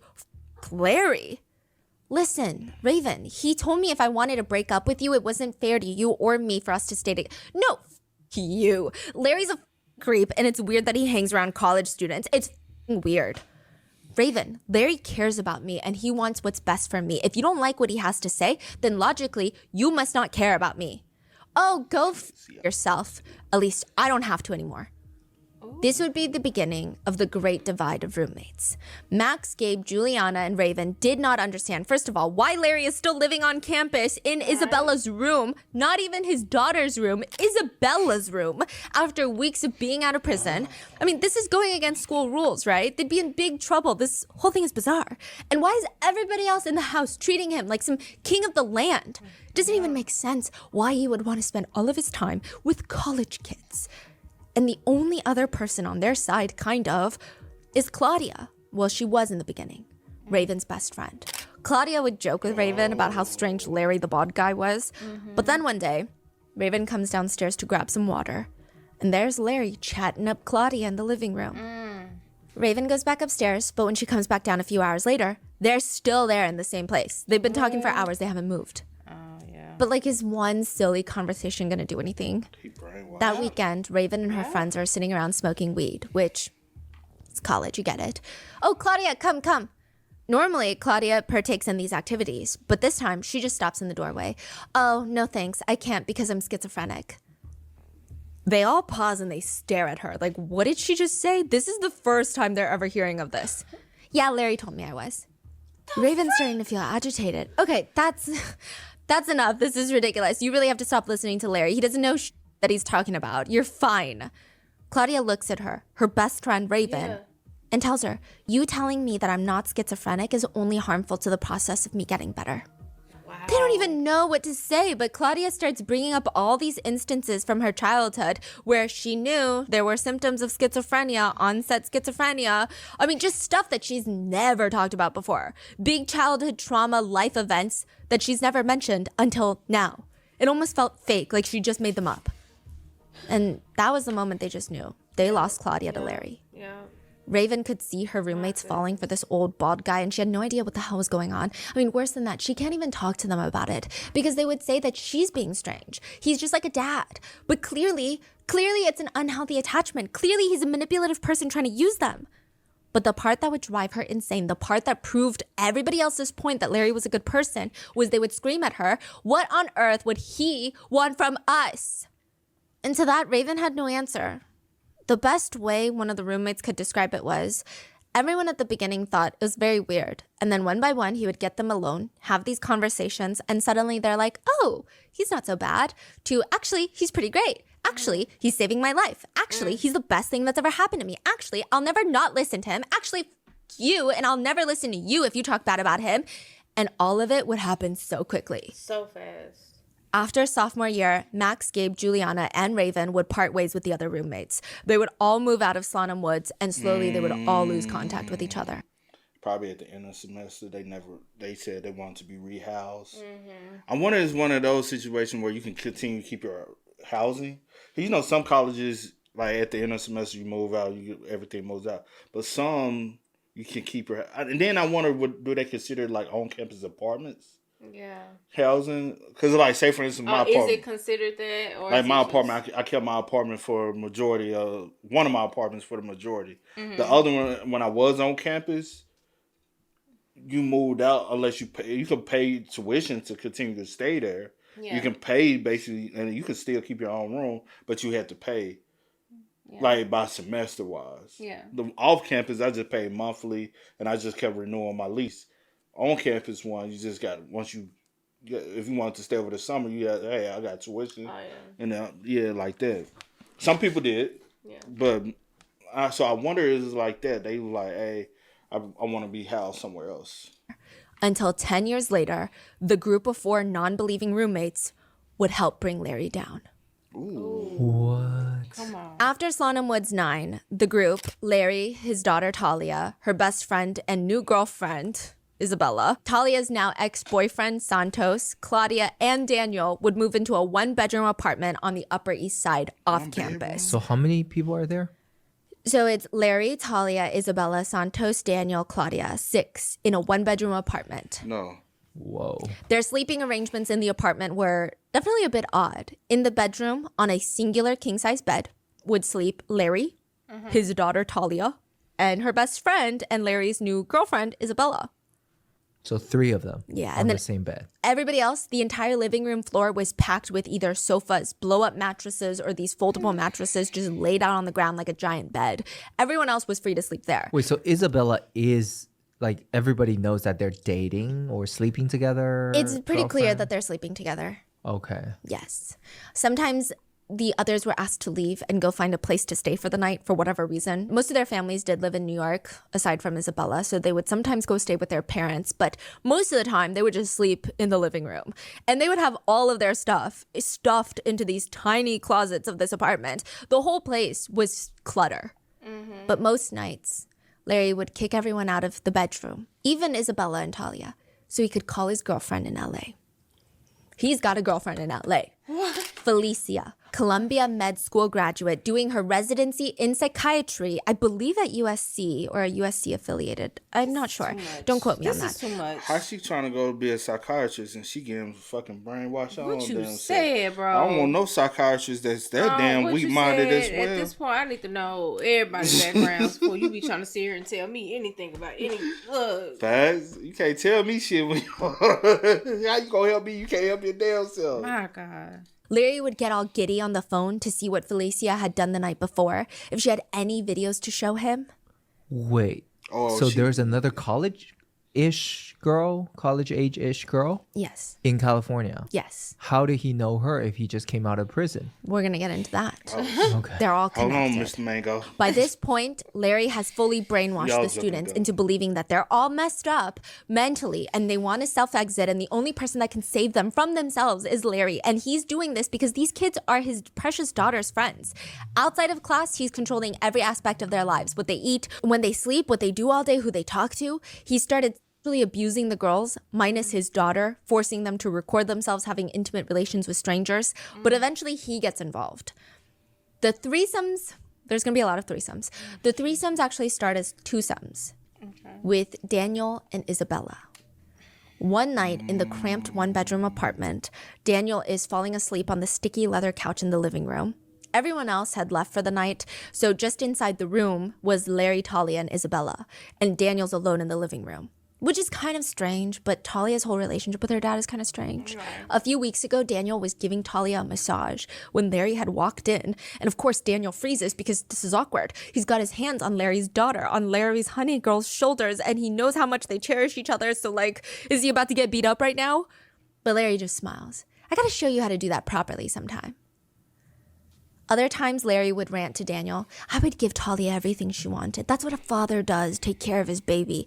Teresa, my ex-wife, she didn't understand. So many people make the mistake of treating kids, as if they're fundamentally different beings, but they have it all already. Inside of them, it's all right there. They're the ones we should be learning from. There's no difference between an adult and a child.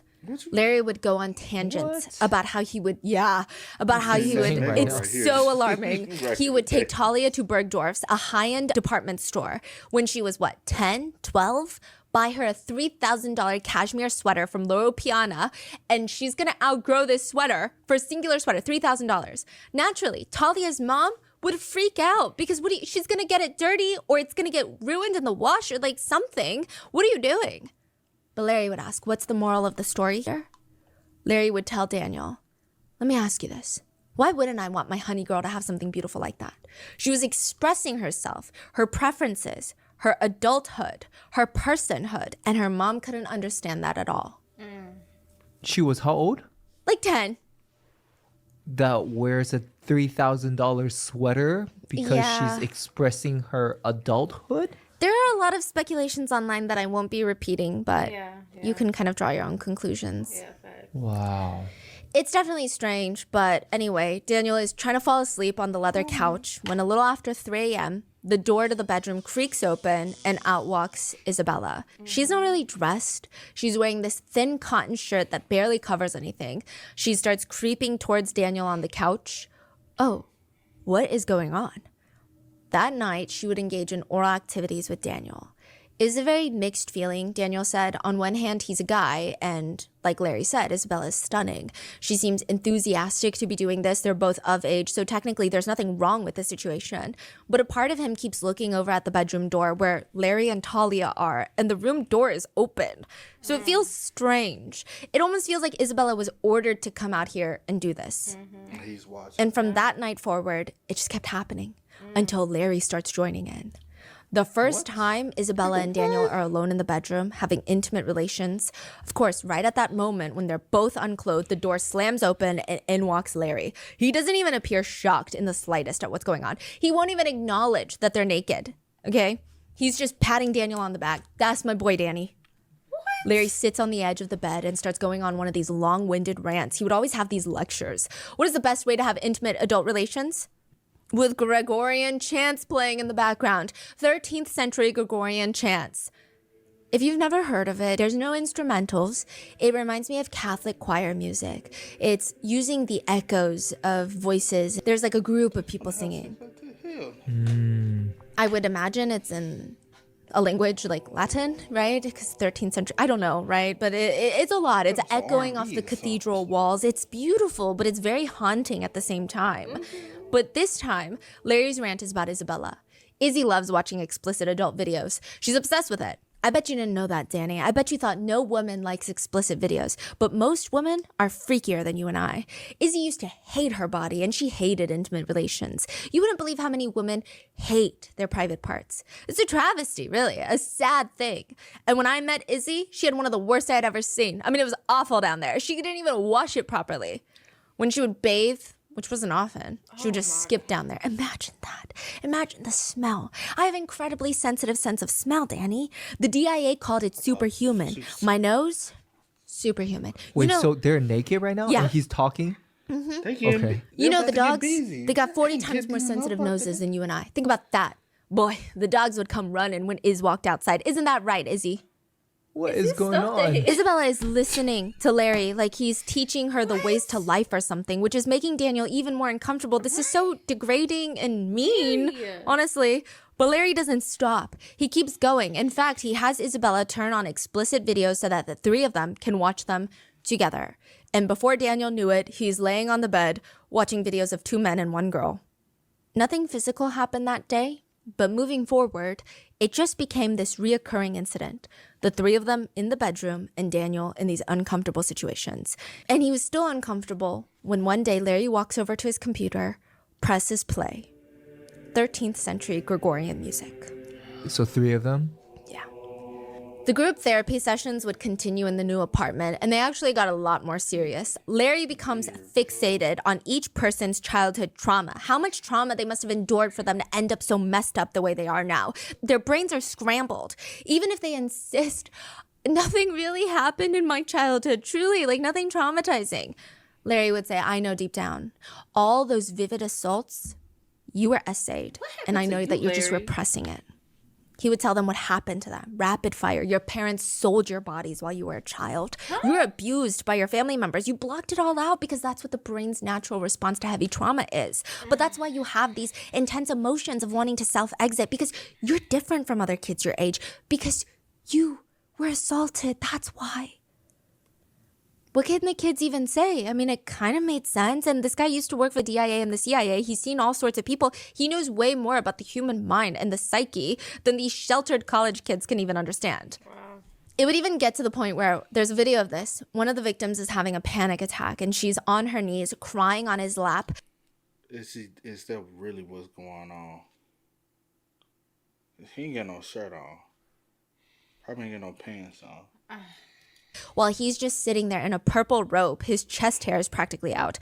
And she's screaming, Larry, please, please save me from myself. Larry, please, please help me, save me from myself. Don't let me do this to myself. Please, please make me stop. Okay, but I need you to calm down. I need you to calm down. I need you to calm down. And he's recording I it. need you to calm down. This is. How did he record? What's him? He got somebody Daniel else even wrote a recording poem later to pour out all these very complicated feelings, and it starts off, we assume most people weren't molested as children, but what if they were? All of them. And it was such a scarring experience that no one remembers. After all, aren't the most disturbing things the ones most likely to be blocked out by the psyche? Daniel said at the time it made complete sense. Larry said all of these things were just repressed and hidden in the bottom of their deep, dark wells of their memories. Interestingly enough, though, these mental health sessions, the interrogations rather, once they served their purpose of making the students believe that they were abused by their family members, which would ultimately isolate them from their family members, and they would mentally be broken beyond repair. They quickly went from, let's talk about our feelings, how can we help this person's mental health, to what did this person do to sabotage the group, huh? Larry starts claiming that not only do all of them harbor deep-rooted trauma that they've blocked out, but now they're acting out, okay? They're sabotaging because they want to harm the progress of all the other members. Do you believe that objects can be cursed? There's this pan set in Larry's apartment that just keeps over and over again getting ruined. Little hairline scratches, markings, burn marks at the bottom. Someone in the apartment is doing this. The first time it's scratched, it's a mistake. The second time, it's on purpose. The third time, someone is out to get Larry. Someone is here to sabotage Larry and the rest of the group. Who the hell is it, huh? Larry would call a house meeting, force all the students to sit down. The top of his bald head is practically red. Every single thing I do is deliberate. Do you guys get that? There's no action that I take that I don't embrace as my own, that I would not put my signature on. Accountability. Do you know what that means? Do you? If you do something wrong, you have to be honest and be held accountable so that you can be a real person in the real world and live a decent life. So who scratched my pan? He would tell the group, remember, you are the one that has hurt me. You are the hurter and I am the victim of your hurt. Mistakes need to be addressed and they will get addressed. Did you do this, Santos? Santos, I have a question for you. Did you damage my property? You are my friend. Larry, I didn't. Now, Santos, you did. I didn't. I don't even remember using... No, you remember. Think about it. Why don't you stop lying? Why would you do this to me? Do I deserve this? What kind of person does this kind of stuff? Santos would sit there with all the eyeballs on him and he's so lost. I mean, he used the pan a long time ago. He kind of remembers using it, but the scratch on there, maybe it was formed when he was putting it away in an accident. What? Or maybe he repressed the memory like he did with all of his trauma. Maybe you're right. No. Yeah, no, you're right. I did do that. And I'm sorry. And like you said, it's not the objects that are important. It's what they mean to the person who owns them. Exactly. Do you feel that I'm holding you accountable? Yeah. And how does that feel? It feels good. It feels good. Thank you, Larry. Everyone in the room would smile and Larry would pat him on his back. You did great. You're being honest, straightforward, and you're being forthcoming. This is a breakthrough. So for the first few times, Larry was holding them accountable and they felt like adults. But by the third time, Larry would scream at them, force them to write detailed written confessions. One from Claudia reads, Larry has stuck by me through years of me confronting my own demons. We were all angry, frustrated, looking for our parents' attention for one reason or another. We all took it out on Larry and Talia. The apartment is such an unbearable mess that it's impossible to move without tripping over something. But we broke things on purpose, hid things on purpose, threw important papers out, hid food so that it would get moldy. We did anything we could to delay and sabotage Larry's efforts. Some examples include breaking Larry's $8,000 stove, throwing his power tools on the floor, ruining Talia's Loro Piana sweaters. Yeah. We scraped the bottom of a $500 pot with a wire steel brush so that it would get ruined. To which everyone remembers Larry screaming about this pot that they allegedly kept ruining. He would scream, you owe me for that. That's an all-clad from Williams-Sonoma. Get on your laptop and look at how much that costs right now.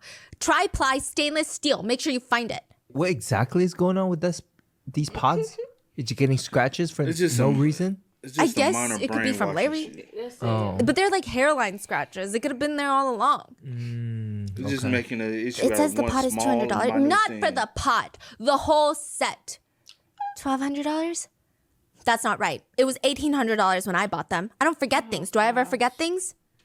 And now that would be at least $1,800 that you owed Larry. And you never want to be in debt with Larry.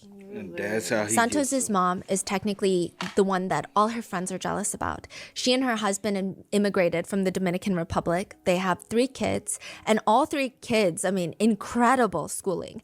Eldest, Harvard undergrad, Columbia Med School. Middle child, Columbia.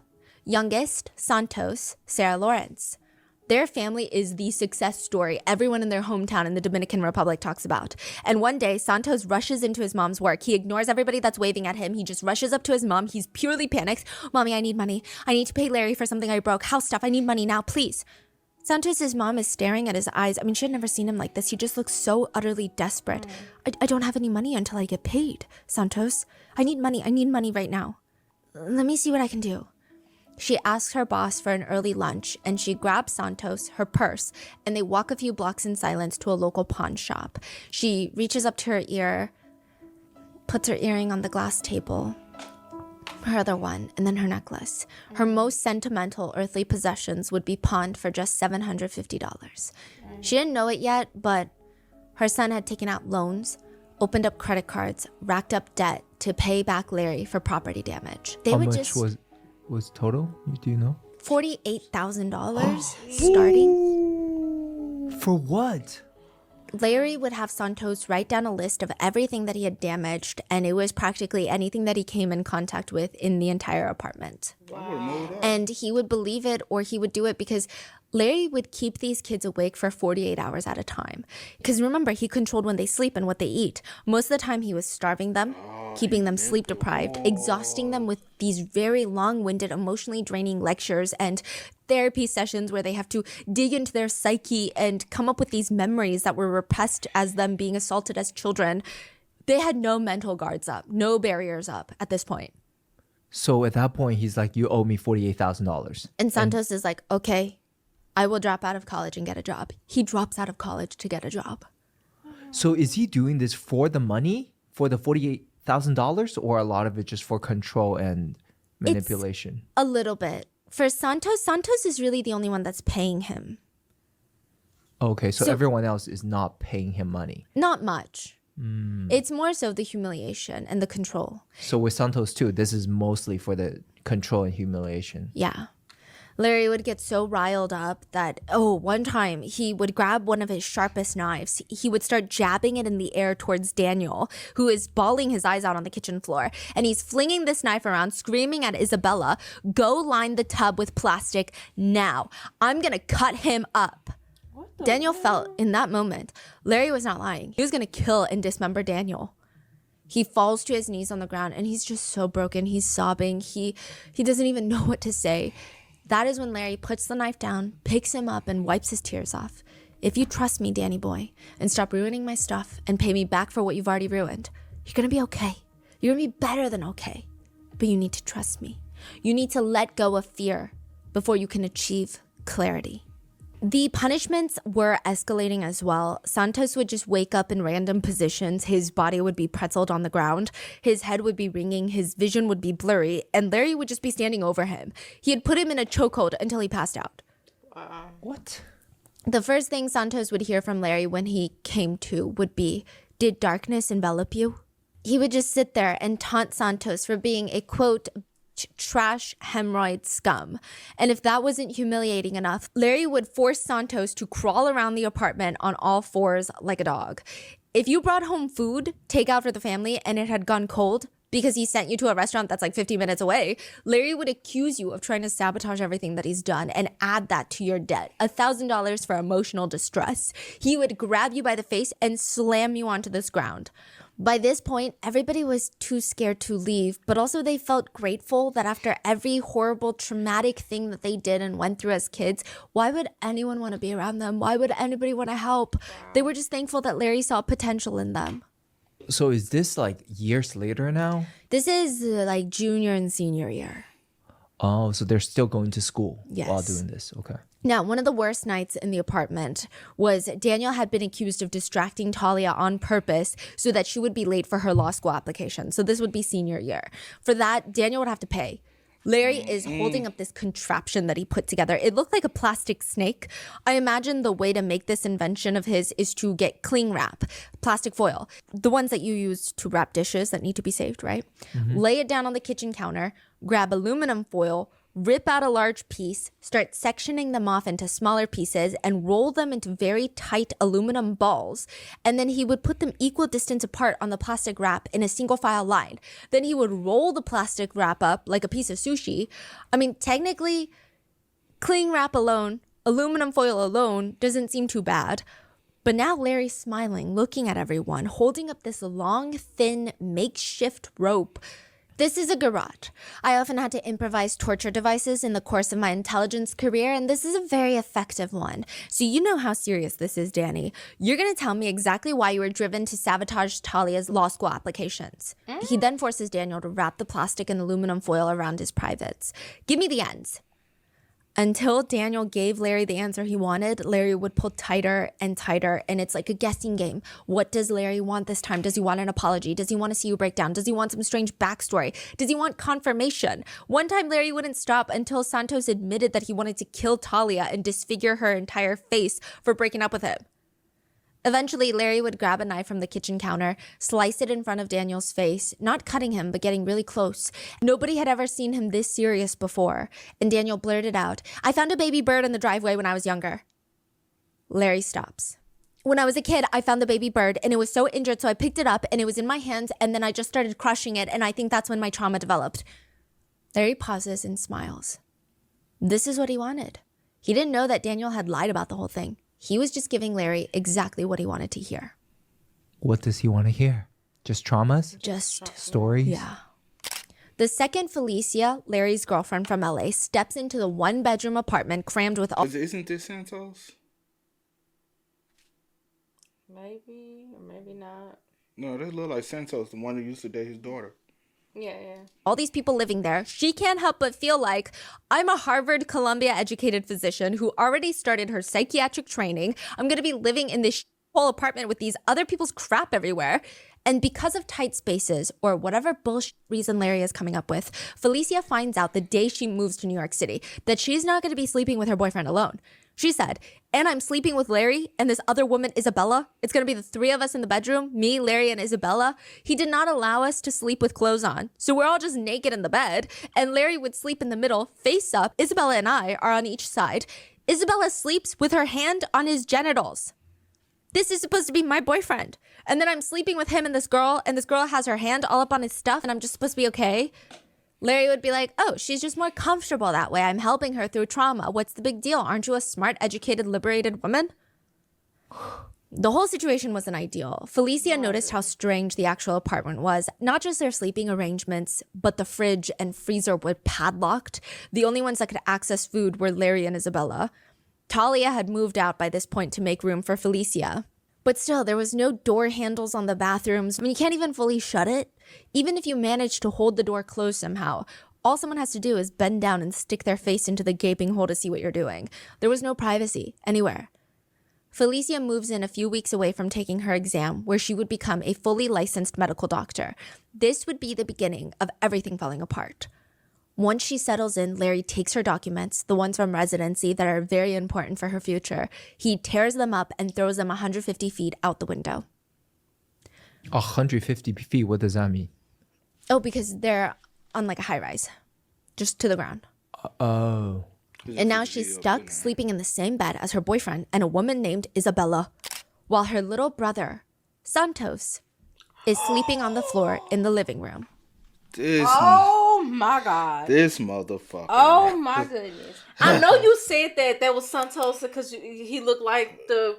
But I'm thinking it's just because now she's all into... But you want me to tell you what some kind of... I was like, did Santos also, sibling also go to Harvard? And This has... Oh, I didn't know that... But y'all, my head hurt. I have a headache. This man...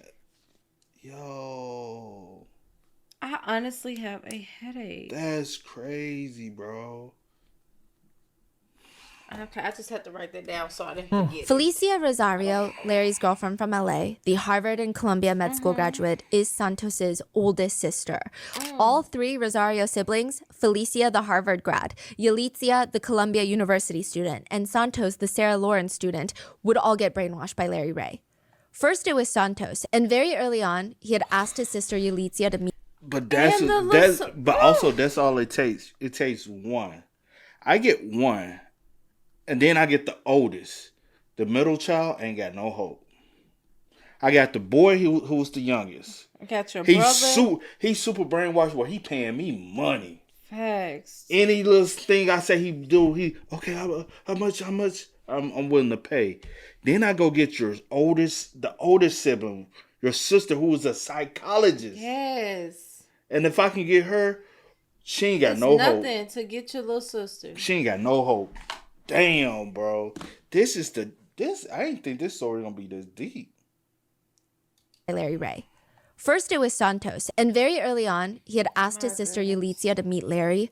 He could just tell Yalitza was not adjusting well to Columbia, and Larry had been so helpful with just helping everyone access their repressed memories and try to find healing. It's not weird. It's normal, It's low commitment. Just visit Santos at the apartment that he lives in, meet Larry, his counselor, and when Yalitza walks in, the entire place is cluttered. But it's not filthy. It's just jam-packed. You really have to balance on one foot before you take the next step to avoid stepping on something or someone. There were so many bodies in there, but Yalitza loved it. There was this chaoticness. In the kitchen, Larry would be cooking up steak. The TV is playing Cosmos. And in another corner, there's two kids debating things like the ship paradox. If a ship has all its parts gradually replaced over time, is it still the same ship? On the dining table, there's two college kids proofreading each other's law school applications. There's another kid in the corner reading Meditations by Marcus Aurelius. From the moment that she stepped foot into that apartment, she was in love with it. So she just gave me this idea, right? Like not an idea, but she put everything. These people, they are so educated and so smart that they can't even pick up on the minute things of reality, right? Because we look at these individuals, they high intelligent individuals. These trying to be doctors, lawyers, you know what I'm saying? But they're so easily able to brainwash because. Like the books don't teach you how to pick up on certain things. Society, living life teaches you that. You know what I'm saying? It's your situational awareness. But they don't have it because they have only been focusing on the education. So the other ones that Larry ain't able to get, they recognize those situational awareness. The rest of them he's able to get, they only understand books. They highly intelligent. Probably been very sheltered. Highly intelligent individuals. But so easy to manipulate. Yep. Aurelius. From the moment that she stepped foot into that apartment, she was in love with it. It feels like if you come from a family where you don't have family dinners and the house is always depressingly quiet, then you go over to your friend's house and there's always people around. The TV is playing, the parents are cooking, and there's sodas in the fridge. It feels so nice. On top of that, Yulitsia felt really out of place at Columbia, but here, nobody's judging her. They would tell her, we're all here for the same reason as you are. We're working on figuring out who we are.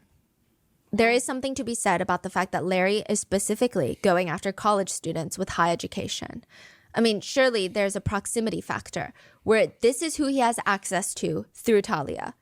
But Larry gets off on taking these highly intelligent, academically gifted kids with a lot of potential ahead of them, bending and breaking them until they're nothing.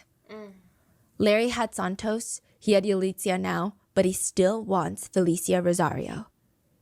The eldest Rosario sibling, the one with the highest academic standing, is Larry's biggest catch. For weeks, he's waiting for Felicia to visit her siblings from LA.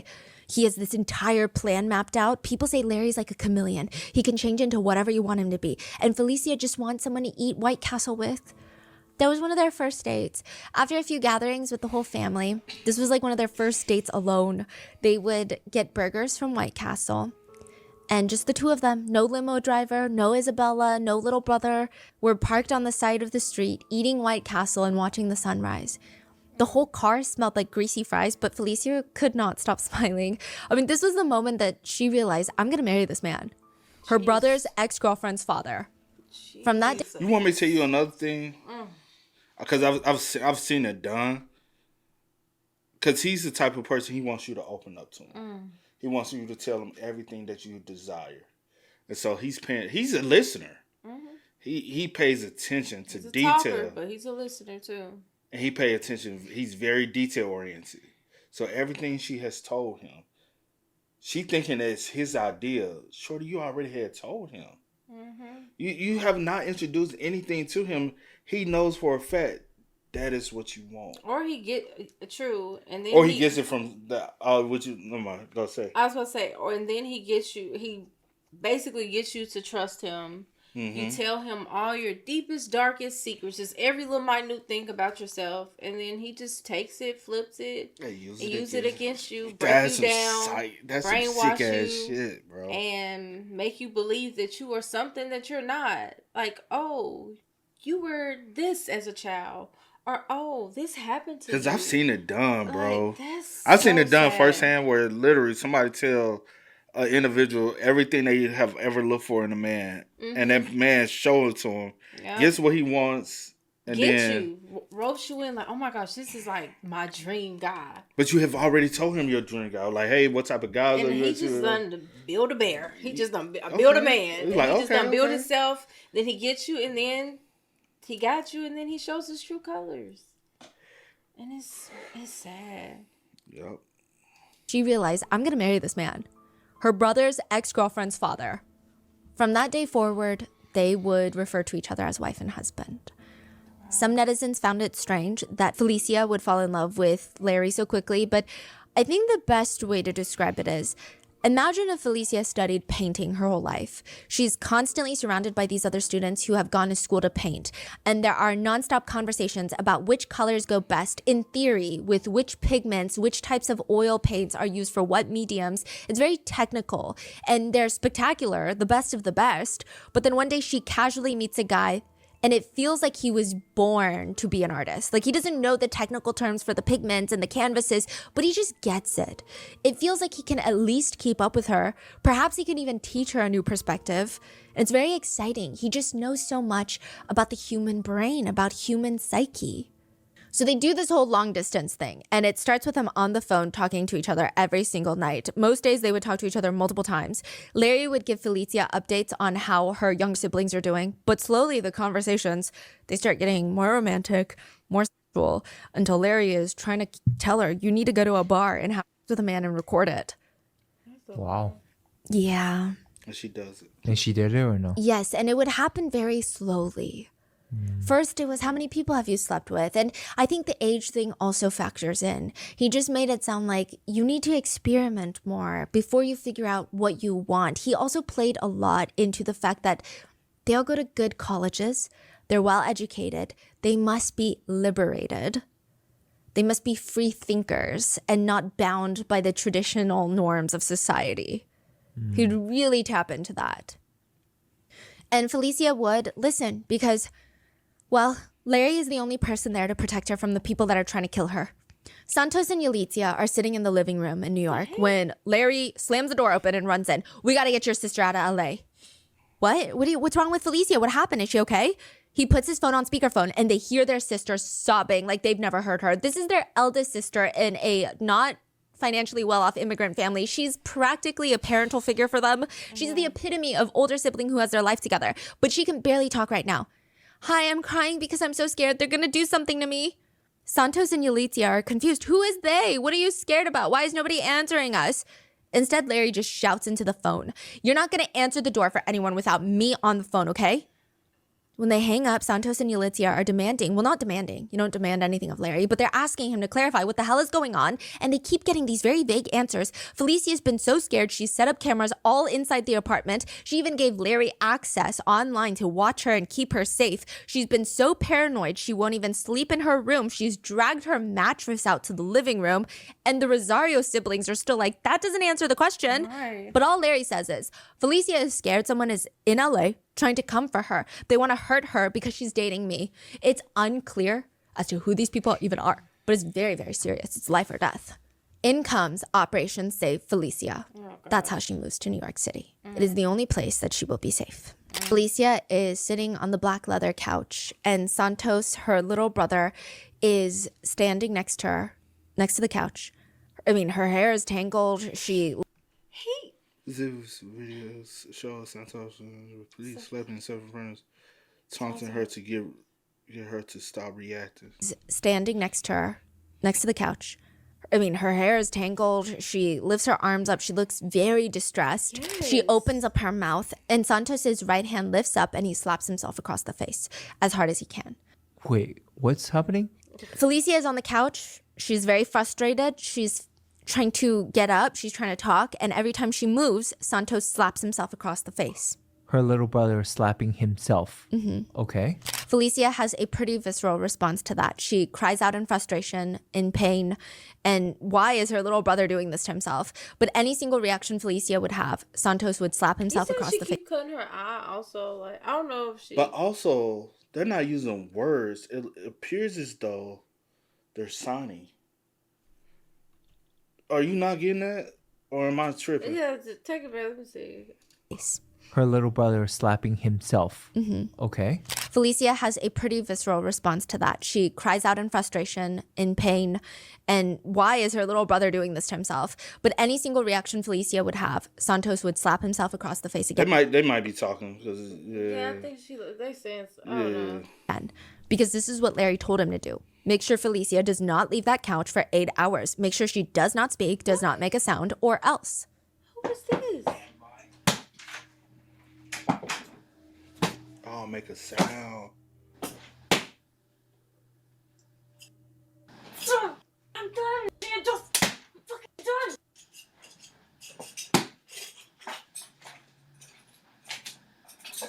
It was Felicia or Santos, and both of them would lose to Larry.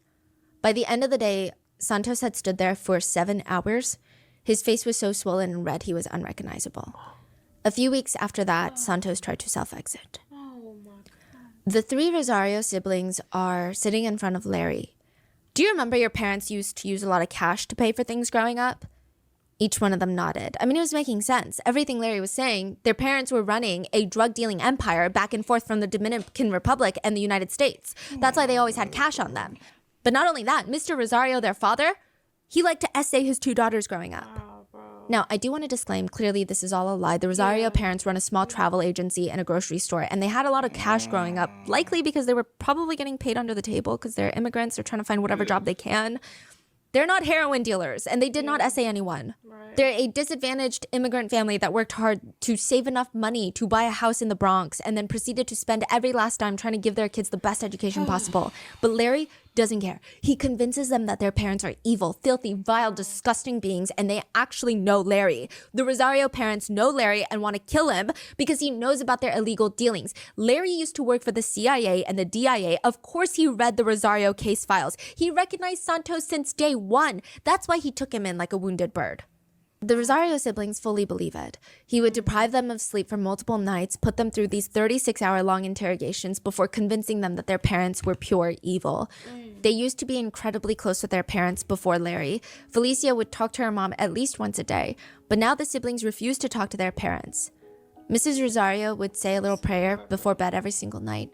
We pray our children come back safe wherever they may be. We put our hopes in you, God. $200,000.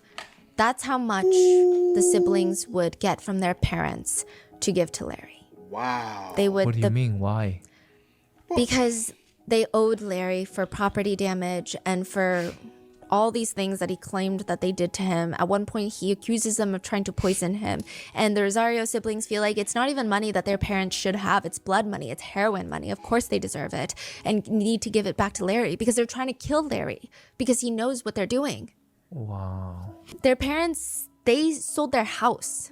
They sold their house to pay this money for their kids. They looked so desperate. They flew back to the Dominican Republic to get loans, to beg friends for money. Yalitza said she wasn't thinking about her parents at that point because they were evil to her. All she thought was, maybe if we can just get some money for Larry, he'll love us again.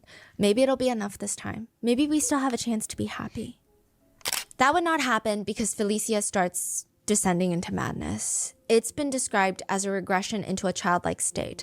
There's multiple video clips. It's heavily documented. Even when she was still in LA, there's an audio clip of Larry harassing her on the phone, convincing her that there's scary, powerful people out there that are going to come get her. And she just sounds purely exhausted. And he would be screaming, do you want to die? I'm here trying to help you, you know? There's scary people out there, Felicia. Right now, we are under attack. People are trying to kill us. In a video on the couch, Felicia is bawling her eyes out, and Larry tells her, Felicia, you lost control a minute ago. Yes, I did.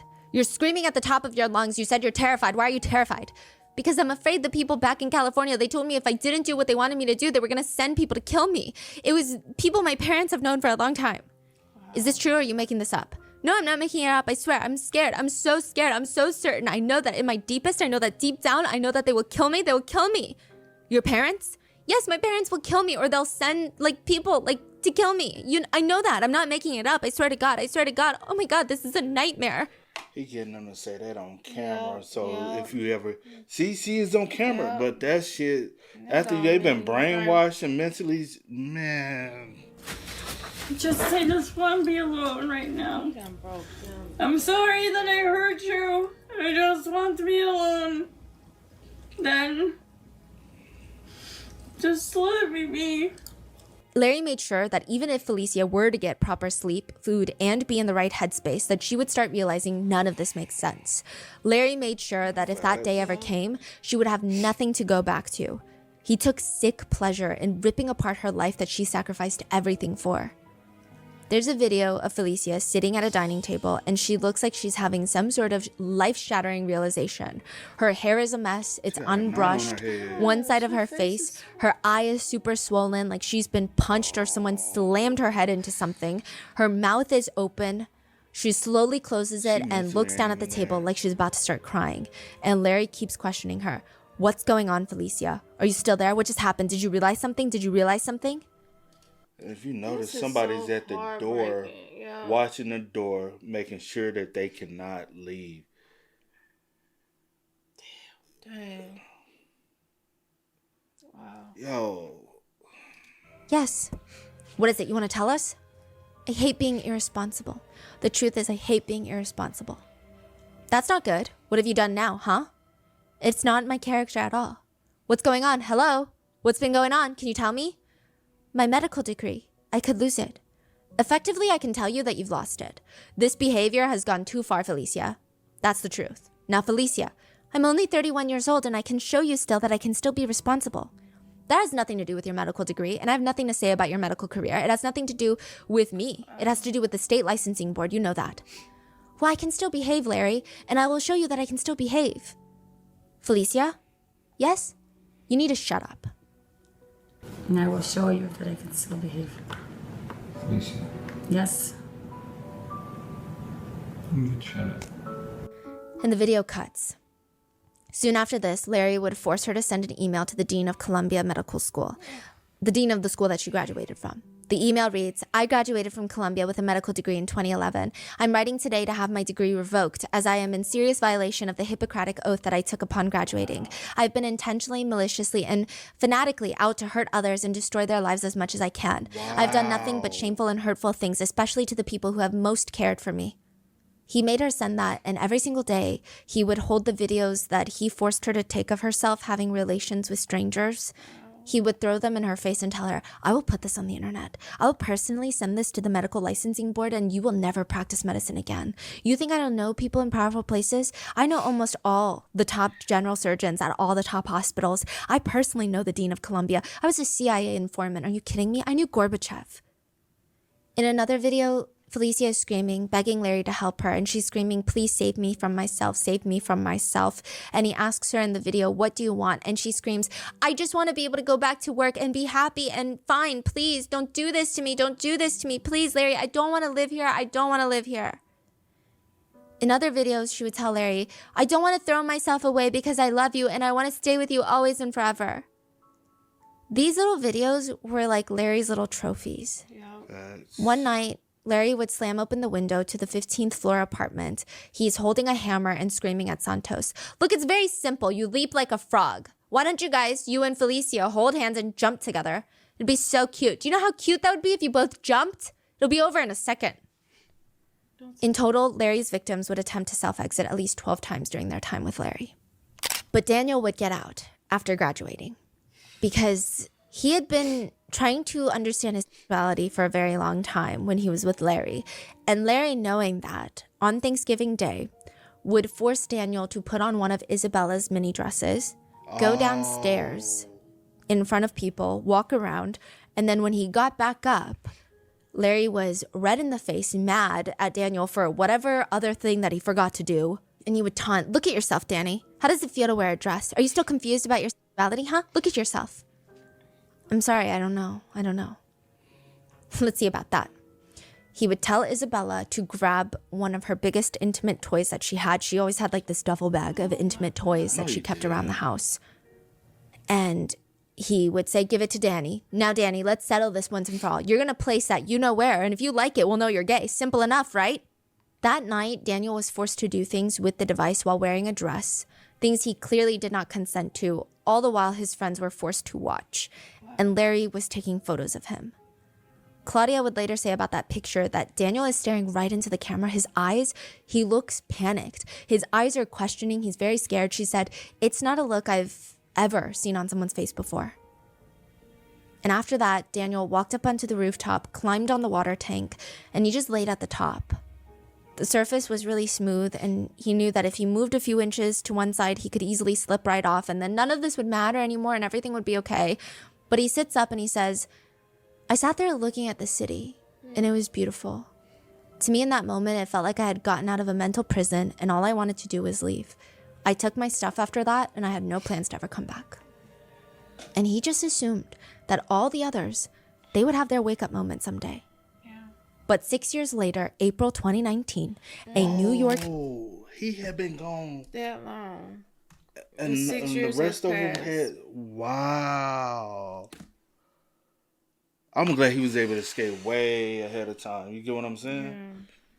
someday. But 6 years later, April 2019, a New York magazine article would go viral titled "The Stolen Kids of Sarah Lawrence." Daniel realized his friends did not get out soon after. It got so much worse in the next 6 years. The New York Magazine expose on Larry Ray and his college cult starts off by exposing Larry's long list of lies. First, Larry's whole identity, his whole personality was based on being a Marine. He created these little Marine-based operations around the house. Their morning routine was supposed to be a boot camp, but Larry was never in the Marines. He did serve in the military, the Air Force, for a total of 19 days before he was dishonorably discharged for reasons... 19 days. You know. He only know boot camp. And that's... He only... And he probably so like a... But how's he in all these photos? He probably is a security guy, like a security guard. Okay. A higher security guard. It's almost over. The Air Force for a total of 19 days before he was dishonorably discharged for reasons unknown. But not all of Larry's lies were straight up lies. Okay. Like the Marines one. He knew a lot of the top generals in the Marines. He was friends with them. So there was truth. I don't know how he was friends with them, but he was. What? Yeah. The article states what made Larry exceptional is the way he expertly mixed connections to top officers in the U.S. Marine Corps with lies and embellishments. So it was always a half-truth, half-lie. Yeah. He would say he met Gorbachev, and you're like, that's crazy, you're a little liar. And then he would show you a picture with him having dinner with Gorbachev, meeting other people with Gorbachev, with Rudy Giuliani with Gorbachev. Larry did know Rudy Giuliani, Bernie Kerik, the New York police commissioner, and even Gorbachev. He did receive a letter from NATO about his efforts to help negotiate the end of the Kosovo War. He just lied about how involved he was. A NATO official said, I do remember him being around. He was connected and may have made some calls for us, as did many others at the time. I wrote a letter to anyone who was even remotely involved. Quite a professional way of saying Larry maybe called someone once in a while, but like his impact was minimal. Larry also convinced Talia that her mom was abusive and that she was essayed by members from that side of the family, which we're going to go more in depth on part 2. But all of that was denied by CPS and Talia's younger sister. Talia's mom and her side of the family were cleared of any wrongdoing, and custody was given to her mom. Right. Larry was even ordered to undergo a psychological examination in 2005 during the custody battle. The psychiatrist wrote in the report, literally impossible to evaluate. His power and control are exhibited through the process of wearing down the other person to the point of sheer exhaustion. Mr. Ray has the control. He is able to manipulate and control almost any situation in which he finds himself, including a psychological interview with a forensic examiner. No matter how experienced the examiner may be, Larry is very good at what he does. He can be utterly charming, and one can be disarmed by his childlike simplicity and smile. But make no mistake, Mr. Larry is no child. He is a calculating, manipulative, and hostile man. Basically, the psychologist is saying, we can't examine this man because you ask him a question trying to get an examination. Right. And he will just exhaust you, going on these ramblings until you are so tired. You cannot continue. Wow. He will go on ramblings. He will never answer the question. And he's got so much energy. And he's so manipulative. Very. The article, Stolen Kids of Sarah Lawrence, would get the attention of the NYPD Crimes Unit and the FBI, but by then, it would be too late. Who's the whistleblower? Larry was no longer living in the one-bedroom apartment, accusing college kids of breaking his oven. He would start a multi-million-dollar trafficking ring, catering to the wealthy elite businessmen in New York City. And one of the cult members will not make it out alive. Oh. And I will discuss all of that in part 2. But please let me know your thoughts in the comments. Please stay safe, and I will see you guys in the next one. I didn't know there was a part 1. Oh. I thought that was the full story. It's almost 2 hours. Because when she was getting to the end, I said, it's a lot that we hadn't gotten. Because the video of Claudia confessing, I need to know what all that's about. Didn't get to that. Bro. Oh. This is a lot. You know when we first had came across this, and I was like, "That's the video." And you was like, "Oh, that's the video." I thought. Remember we had Oh, cause the thumbnail, and I was like, You was like, it's the thumbnail that she changed it, but it was a part 2, and I didn't realize it. What?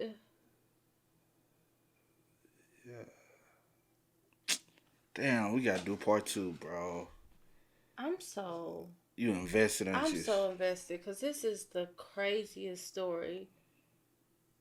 This is one. It's up there. This is one of the craziest stories.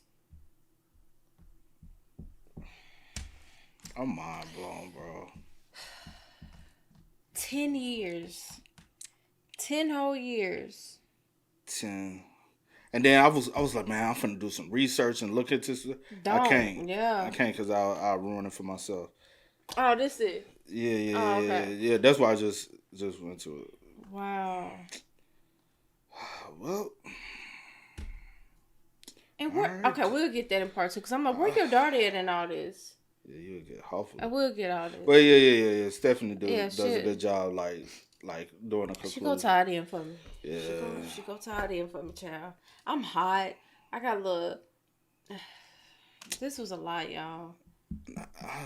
I'm kind of upset because I want to know You want to go ahead and know it. Yeah. I feel you. Man, y'all spam us up in the comments, man. Let us know y'all thoughts and opinions about it for us in the comment section down below. But until next time, y'all know how it go, man. I do go by the name DJ New Kid. This is Sierra Nicole. We Are. Kidney We City. Out. Ain't no time to kick it, got a stack of flip for my foes. Dollar, dollar, dollar, dollar. Please tell me you can hear me. Don't turn your back and don't neglect me. Just let me know if you need me. Dollar, dollar, dollar, dollar.